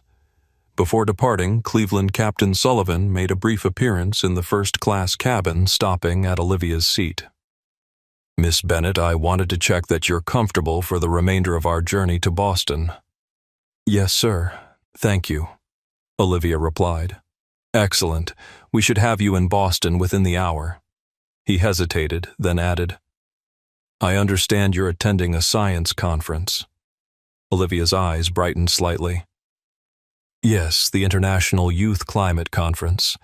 I'm presenting my research on urban carbon capture methods." James smiled. "That sounds fascinating. My daughter is interested in environmental science, too." He lowered his voice slightly. "And for what it's worth, I think you handled a very difficult situation with remarkable grace tonight. That takes real strength of character." As Captain Sullivan returned to the cockpit and the aircraft pushed back from the gate to resume its journey to Boston, Olivia felt a complex mix of emotions. The humiliation of the blanket incident still stung, but there was also a new awareness of the allies who had spoken up on her behalf and the swift, decisive action taken once the discrimination was exposed. Perhaps most importantly, she had maintained her dignity throughout the ordeal, just as her father had taught her. The conference and her presentation still awaited, and despite everything, she was determined to shine there just as brightly as she had at the national competition. Thomas Wilson, who had been quiet during the removal process, turned to Olivia. "I travel a lot for business, and I've seen my share of poor service. But what happened tonight was different. It was wrong on a fundamental level. I'm impressed by how you handled yourself." "My dad always says dignity isn't something others can take from you unless you let them," Olivia replied. "Your dad sounds like a wise man." "He is." Olivia smiled slightly, thinking of her father waiting in Boston, unaware that she knew of his intervention. As Flight 2467 climbed back to cruising altitude, the cabin atmosphere had transformed. What had been a space of tension and division now felt almost communal, as if the passengers had shared an important experience that transcended the usual anonymity of air travel. For Olivia, the remainder of the journey passed in relative peace, the warmth of her blanket now a simple comfort rather than a symbol of exclusion. By the time the aircraft began its final approach to Boston, she had returned to reviewing her presentation, focused once more on the purpose of her journey representing young American scientists on an international stage. In the wake of accountability, there was room once again for aspiration. Atlantic Airlines Flight 2467 touched down at Boston. Logan International Airport at 4:17 a.m., more than 3 hours behind schedule. Exhausted passengers blinked at the harsh fluorescent lighting as they filed through the jet bridge into the terminal. Most were focused on collecting their luggage and finding transportation to their hotels for what remained of the night. Olivia Bennett stepped into the terminal, expecting to see a driver holding a sign with her name, the car service her father had arranged. Instead, she was met with an unexpected sight, a cluster of news crews with cameras and microphones, and at their center, Elijah Bennett himself. "Dad," Olivia called out in surprise. Elijah turned at the sound of her voice, his normally composed executive demeanor giving way to the relief of a worried father. He strode toward her arms, outstretched, and enveloped her in a tight embrace. "Liv," he murmured into her hair. "I'm so sorry about what happened." "You didn't have to come early," she said, though she clung to him with equal intensity. "Yes, I did." Elijah pulled back slightly to look at her face. "Are you okay?"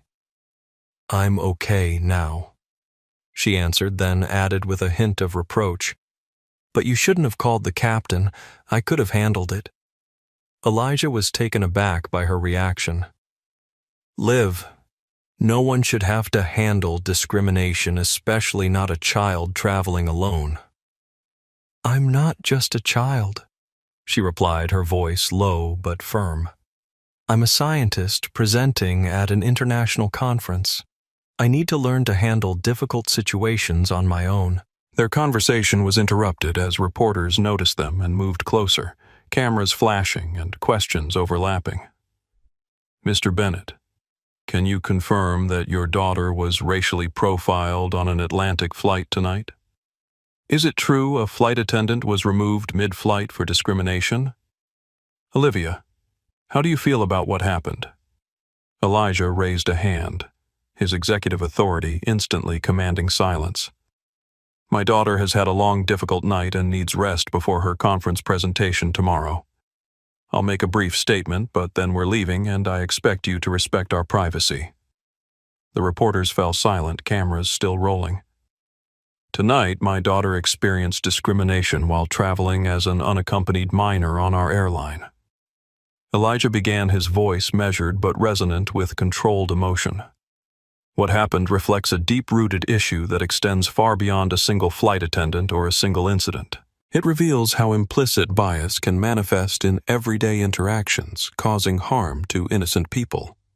In this case, a child traveling alone to represent young American scientists at an international conference." He continued, "I'm speaking not just as an airline executive, but as a father. The fact that my position gave me the ability to intervene is a privilege that most parents of color don't have when their children face similar treatment. That reality requires serious reflection and action from all of us in positions of authority." Elijah put his arm around Olivia's shoulders. "Atlantic Airlines has begun a full investigation, and I've recused myself from direct involvement to avoid any conflict of interest. That's all I'll say for now. Thank you." As Elijah guided Olivia toward the exit, ignoring further questions from reporters, Thomas Wilson approached them. "Mr. Bennett, I was seated next to Olivia on the flight. I just wanted to say she handled herself with incredible poise tonight. You should be very proud." "Thank you," Elijah replied, shaking Thomas's hand. "And thank you for looking out for her." "No thanks needed. It was the right thing to do." Thomas handed Elijah a business card. "I'm the education director at the Wilson Foundation. If there's ever anything we can do to support Olivia's scientific pursuits, please let me know." As they walked toward the parking area, Olivia remained unusually quiet. Elijah glanced at her with concern. "What's on your mind, Liv?" Did you get in trouble? She asked abruptly. For using your position to help me. Elijah hesitated, unsure how much to share about Richard Dalton's reaction and the potential professional consequences he might face. There have been some questions about proper procedure, he admitted carefully, but nothing I can't handle. So you did get in trouble? Olivia concluded, her expression troubled. Because of me. Not because of you, Elijah corrected firmly. Because of my choice to address discrimination directly rather than letting it go unaddressed. That was my decision and one I'd make again without hesitation. But if I hadn't texted you... Liv, stop. Elijah halted, turning to face his daughter fully. What happened tonight wasn't your fault. Not the discrimination you faced, not my decision to intervene, not any potential fallout. The responsibility lies with those who discriminated, and with the systems that allowed it to happen. By the time they reached their hotel, video clips from the Cleveland confrontation were already circulating on social media. Passengers had recorded Vanessa's removal from the aircraft and her accusations against disruptive passengers, along with the contradicting statements from other travelers. One passenger had even captured Michael's public apology to Olivia, though her face was thankfully not clearly visible in the footage. The hashtag #BlanketsAre for everyone began trending nationally by sunrise, becoming a rallying cry against everyday discrimination. Social media users shared their own experiences of differential treatment in commercial settings, particularly during travel. Within hours, the story had expanded far beyond a single incident on one flight, sparking a broader conversation about race privilege and accountability in customer service environments. As dawn broke over Boston Atlantic Airlines' stock price dipped 3% in pre-market trading, as investors anticipated public relations damage. The corporate communications team convened an emergency meeting to craft a response that would address the incident without creating additional liability. The initial statement, released at 8:00 Eastern Time, acknowledged a serious service failure and promised appropriate action, but many viewed it as insufficient given the circumstances. Meanwhile, Olivia tried to focus on finalizing her conference presentation. Seated at the desk in her hotel room, she reviewed her slides while Elijah handled a steady stream of calls, carefully screening media requests and messages of support that were pouring in. "Dad," she asked during a brief lull, "is this going to hurt your job?" Elijah set down his phone and turned to his daughter. "Don't worry about my job, Liv. I'm more concerned about how this is affecting you." "I'm okay," she said, though her voice lacked conviction. "But all these cameras and reporters? What if they show up at the conference I just want to present my research like everyone else?" "I understand." Elijah nodded. "I've already spoken with the conference organizers. They're increasing security and have a plan to shield student presenters from any media disruption." He hesitated, then added, "But I want you to know that you have choices here. If you'd prefer to skip the conference and go home, that's completely fine." "No," Olivia said firmly, a flash of her mother's determination crossing her face. "I earned my place there. I'm going to present my research." Elijah smiled, pride evident in his expression. "That's my girl." As they prepared for the conference, Elijah received a text from Richard Dalton. "Emergency Executive Committee meeting at 4 p.m. Your presence required. Video conference available." The message concluded with a formal tone that suggested this would not be a friendly discussion. Elijah responded simply, "Will attend via video, supporting my daughter's conference presentation until 5 p.m. He pocketed his phone without sharing this development with Olivia. Today was about her achievement, not his professional challenges. Whatever disciplinary action awaited him could wait until her moment in the spotlight had passed. By mid-morning, the story had reached Capitol Hill. Several members of the Congressional Black Caucus called for hearings on discrimination in commercial aviation. The Department of Transportation announced it would review complaints data across all major carriers to identify patterns of bias in customer service incidents. While the media storm raged outside within their hotel suite, father and daughter prepared for what each privately considered the more important challenge of the day, Olivia's scientific presentation and the executive committee meeting that could determine Elijah's professional future. Both were determined that dignity, not discrimination, would define this day's legacy. The Boston Convention and Exhibition Center buzzed with activity as attendees from around the world gathered for the International Youth Climate Conference. Security had been noticeably enhanced. Additional personnel stationed at entrances' credentials checked more rigorously. Media cordoned to specific areas.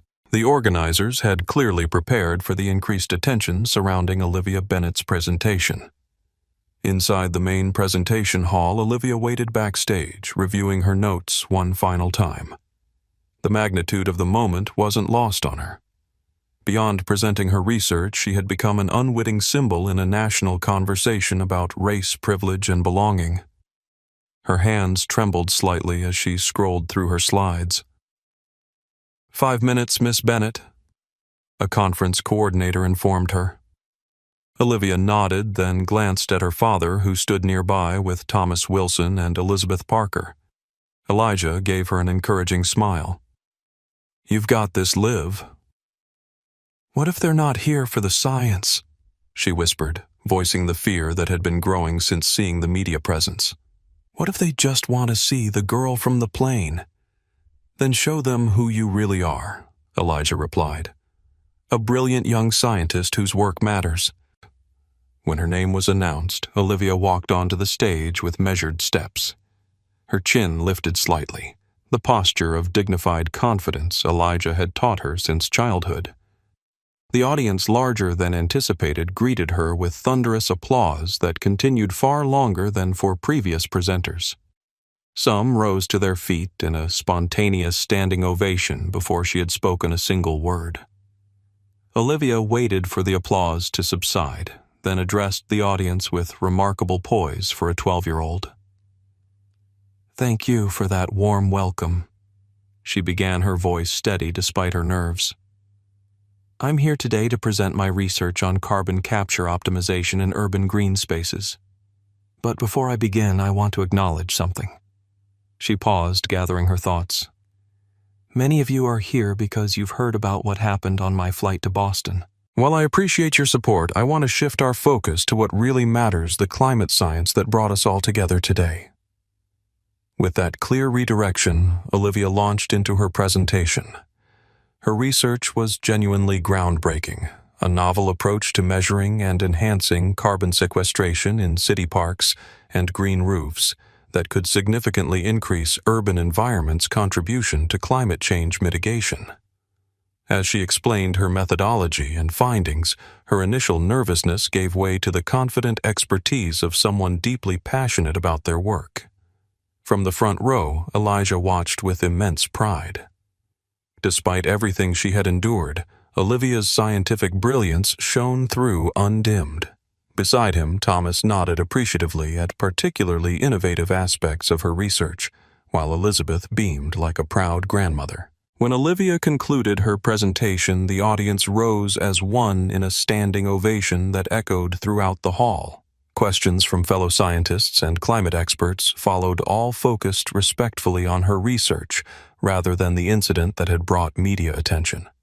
"Your methodology for calculating carbon sequestration rates in diverse urban plantings is fascinating," commented Dr. Amara Lee, a leading environmental scientist. "Have you considered applying this approach to vertical garden systems on high-rise buildings?" Olivia's face lit up at the substantive question. "Actually, yes.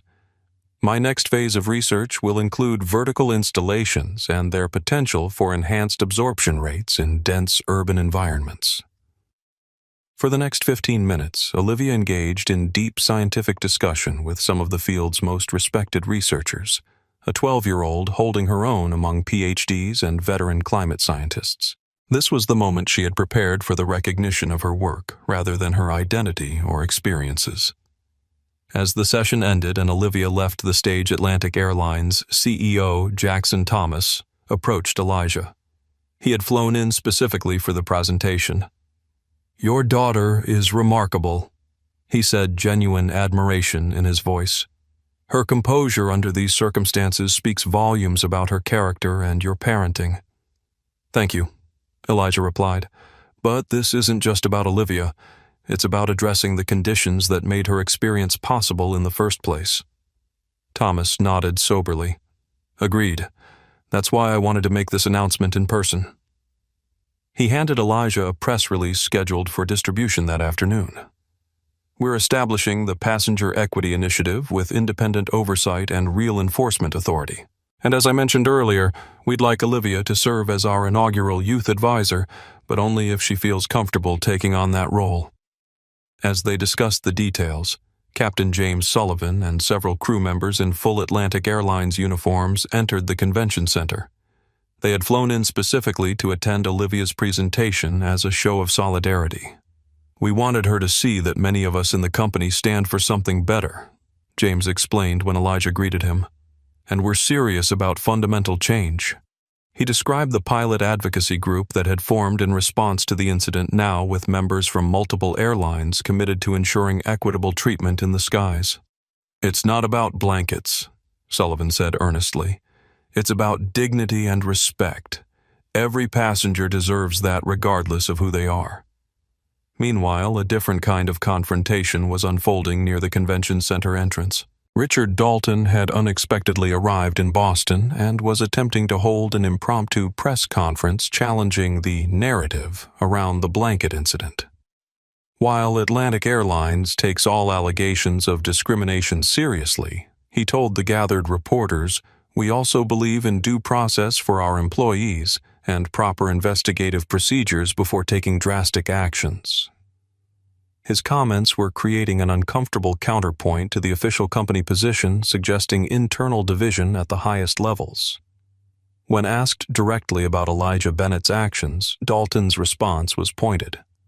"Executives are expected to follow the same protocols as all employees, perhaps even more scrupulously given their visibility and influence. The investigation into all aspects of this incident remains ongoing." Word of Dalton's unauthorized press conference quickly reached Jackson Thomas, who immediately called Alexandra Rodriguez. Within 20 minutes, Dalton was pulled away by a PR representative and the impromptu briefing terminated. Later that afternoon, as attendees mingled during a conference reception, Elizabeth Parker approached Olivia with an unexpected announcement. "I've decided to establish the Parker Foundation for Youth Scientific Advancement," she revealed.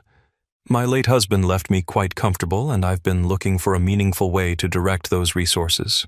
Your courage and brilliance have inspired me to focus on supporting young scientists from underrepresented backgrounds." Olivia was momentarily speechless. "Ms. Parker, that's amazing." "Elizabeth, please," the older woman corrected gently. "And it's the least I can do. I spent decades fighting discrimination in courtrooms, but I've come to believe that supporting bright young minds like yours may ultimately do more to change entrenched patterns." Not to be outdone, Thomas Wilson announced that his foundation would establish the Olivia Bennett Scholarship Fund, providing financial support and mentorship for young climate scientists from minority communities. "We've already secured initial funding for 10 full scholarships," he told Olivia and Elijah. "Your experience highlighted exactly why this work matters. We lose too many brilliant minds when barriers of bias make them feel they don't belong in these spaces." As the evening wound down, Olivia found a quiet moment with her father away from the continuing buzz of conversation and congratulations. "Dad," she said hesitantly, "all these people want to create programs and foundations because of what happened to me, but I'm just one person who had a bad experience on a plane. It seems, I don't know, disproportionate." Elijah considered her words carefully. "What happened to you was a visible manifestation of what happens to countless others without witnesses or intervention. You're not just one person in this context, you're representative of a pattern that needs addressing. The response isn't disproportionate to the problem, even if it might feel that way to your experience alone." "I guess," Olivia acknowledged, "I just don't want to be defined by this forever. I want to be known for my science, not for being denied a blanket." You will be, Elijah assured her. Today proved that. Your research stood on its own merits regardless of what brought some of the audience members to the hall. As they prepared to leave, Jackson Thomas approached with a concerned expression. Elijah, I need to speak with you privately. There have been some developments with Richard Dalton's unauthorized comments to the press. While Elijah stepped aside for this conversation, Elizabeth engaged Olivia in a discussion of her future research plans, tactfully diverting her attention from the corporate politics playing out nearby. The board has called an emergency session, Thomas informed Elijah quietly. Dalton's actions today, directly contradicting our official position, have created a significant problem. We need you back in Chicago tomorrow. I understand, Elijah replied, mentally recalculating their return plans. Is my position still secure? Thomas's expression was grave. I can't make guarantees, Elijah. This has become more complicated than any of us anticipated. There are board members who share Dalton's concerns about precedent and procedure. I see, Elijah said simply. Then I'll prepare accordingly. The professional risk he had accepted when making that first call to Captain Sullivan was now materializing into concrete consequences. As he rejoined Olivia, he maintained a calm demeanor, unwilling to burden her with these developments on what should be a day of triumph. Ready to head back to the hotel? He asked, smiling naturally despite the weight of uncertainty now pressing on his shoulders. Yes, Olivia replied, yawning. It's been a really long day. Indeed, it had a day that began with scientific triumph, but was ending with the looming possibility that standing up for his daughter's dignity might cost Elijah Bennett the career he had spent decades building. 6 months after the blanket incident, Olivia Bennett stood before a group of middle school girls at the newly established Bennett Parker STEM Center in Chicago's South Side. The renovated space, once an abandoned community center, now bustled with activity as young scientists conducted experiments, built robots, and explored environmental data with state-of-the-art equipment. The most important discovery I've made this year, Olivia told the attentive circle of girls, isn't about carbon capture or climate science at all. It's about how small moments of injustice reveal larger patterns and how small acts of courage can help change those patterns. The girls nodded, many of them already familiar with Olivia's story through news coverage and social media. What they didn't know was how profoundly that experience had transformed Olivia herself. In the months following the flight to Boston, Olivia had undergone a remarkable evolution. The quiet, studious girl who had tried to shrink into her seat when denied a blanket had emerged as a poised young leader who could speak with authority about both scientific innovation and social justice. She had discovered a voice that extended beyond data and research methodologies, a voice that connected her scientific brilliance with her lived experience, navigating spaces that weren't designed with her in mind. Yet this growth hadn't come without struggles. Some days Olivia resented the attention that had been thrust upon her. She had never asked to become a symbol or to have her name attached to corporate initiatives and foundation scholarships. Sometimes I just want to be Olivia the scientist, she had confessed to her father one night after a particularly intense media interview.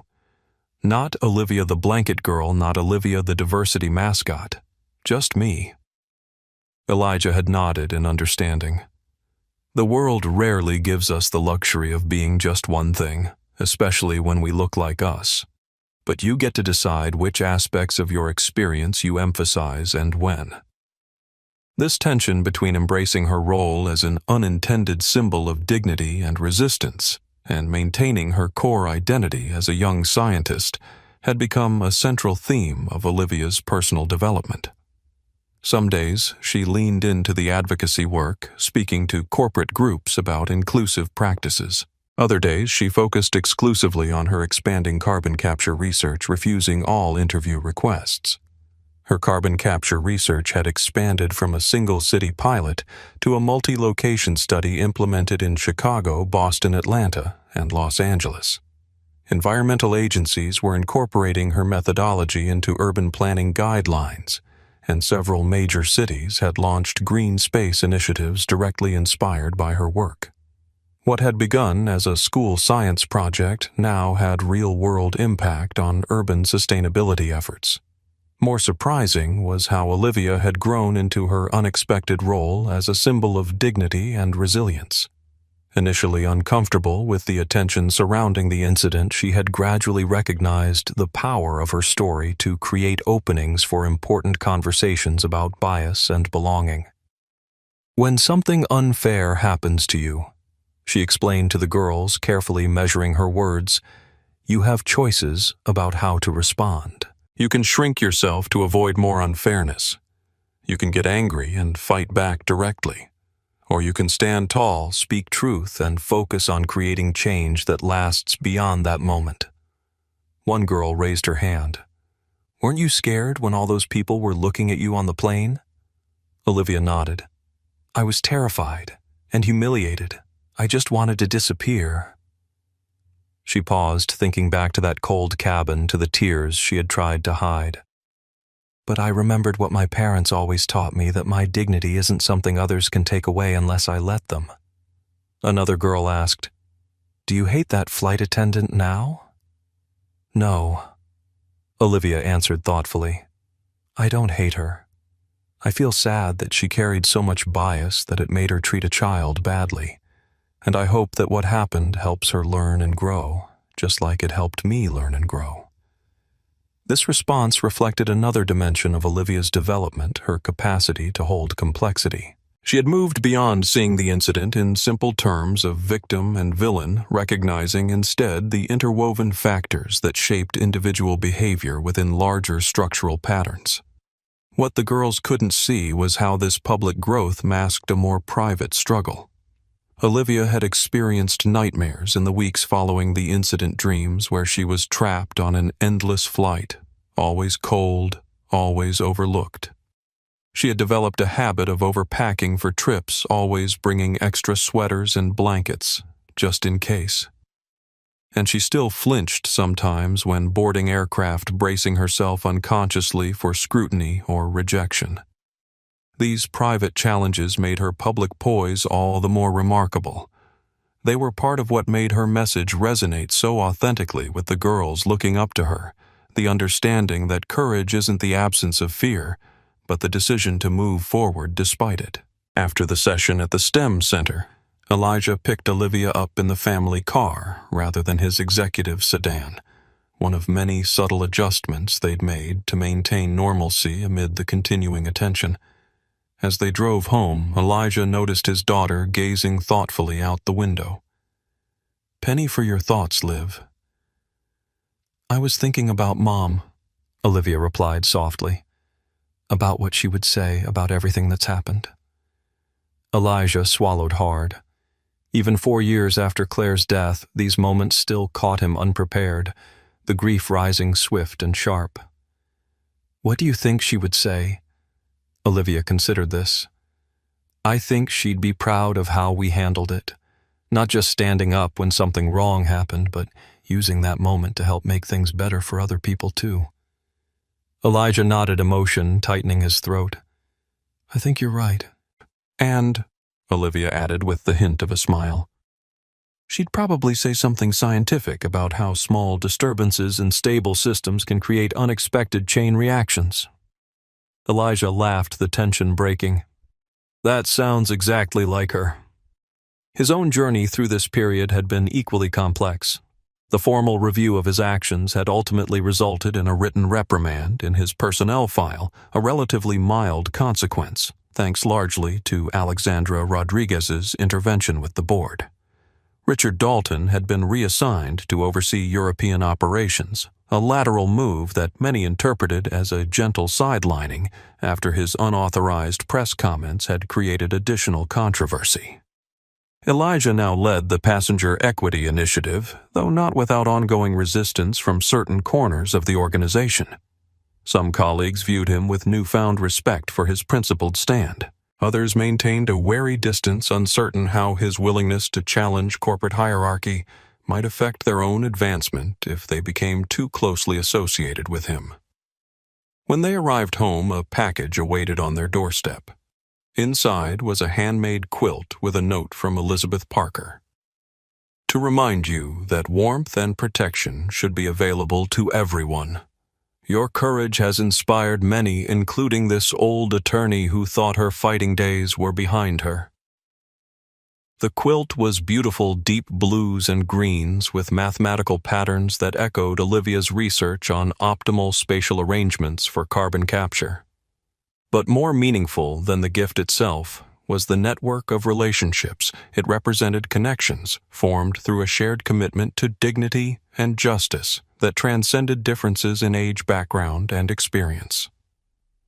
Later that week, Olivia received an email from a 12-year-old girl in Detroit who had seen her conference presentation online. "You made me think I could be a scientist too, even though there aren't any black scientists at my school," the message read.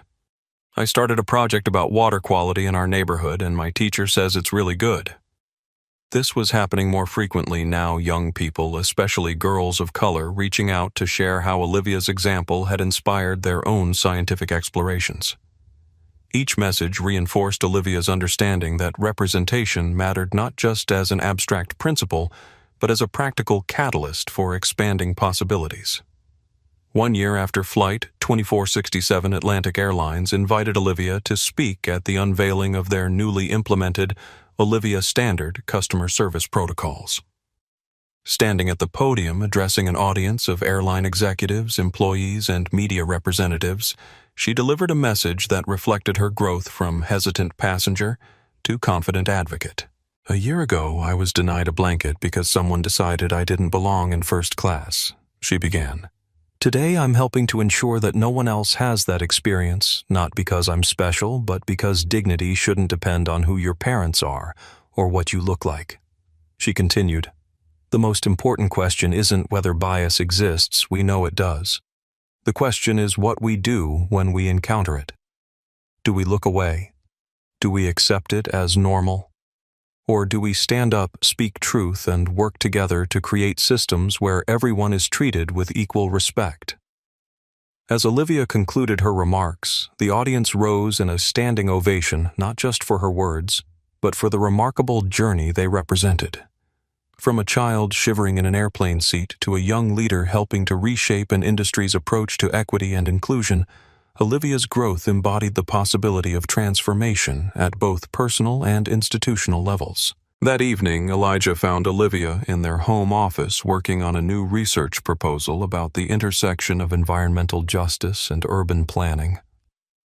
"Proud of you, Liv," he said, leaning against the door frame. Olivia looked up from her computer. "For the speech, for everything, for being exactly who you are." She smiled a real smile that reached her eyes and illuminated her face. "I'm still figuring out who that is." "That's the adventure," Elijah replied, "and I can't wait to see where it takes you next."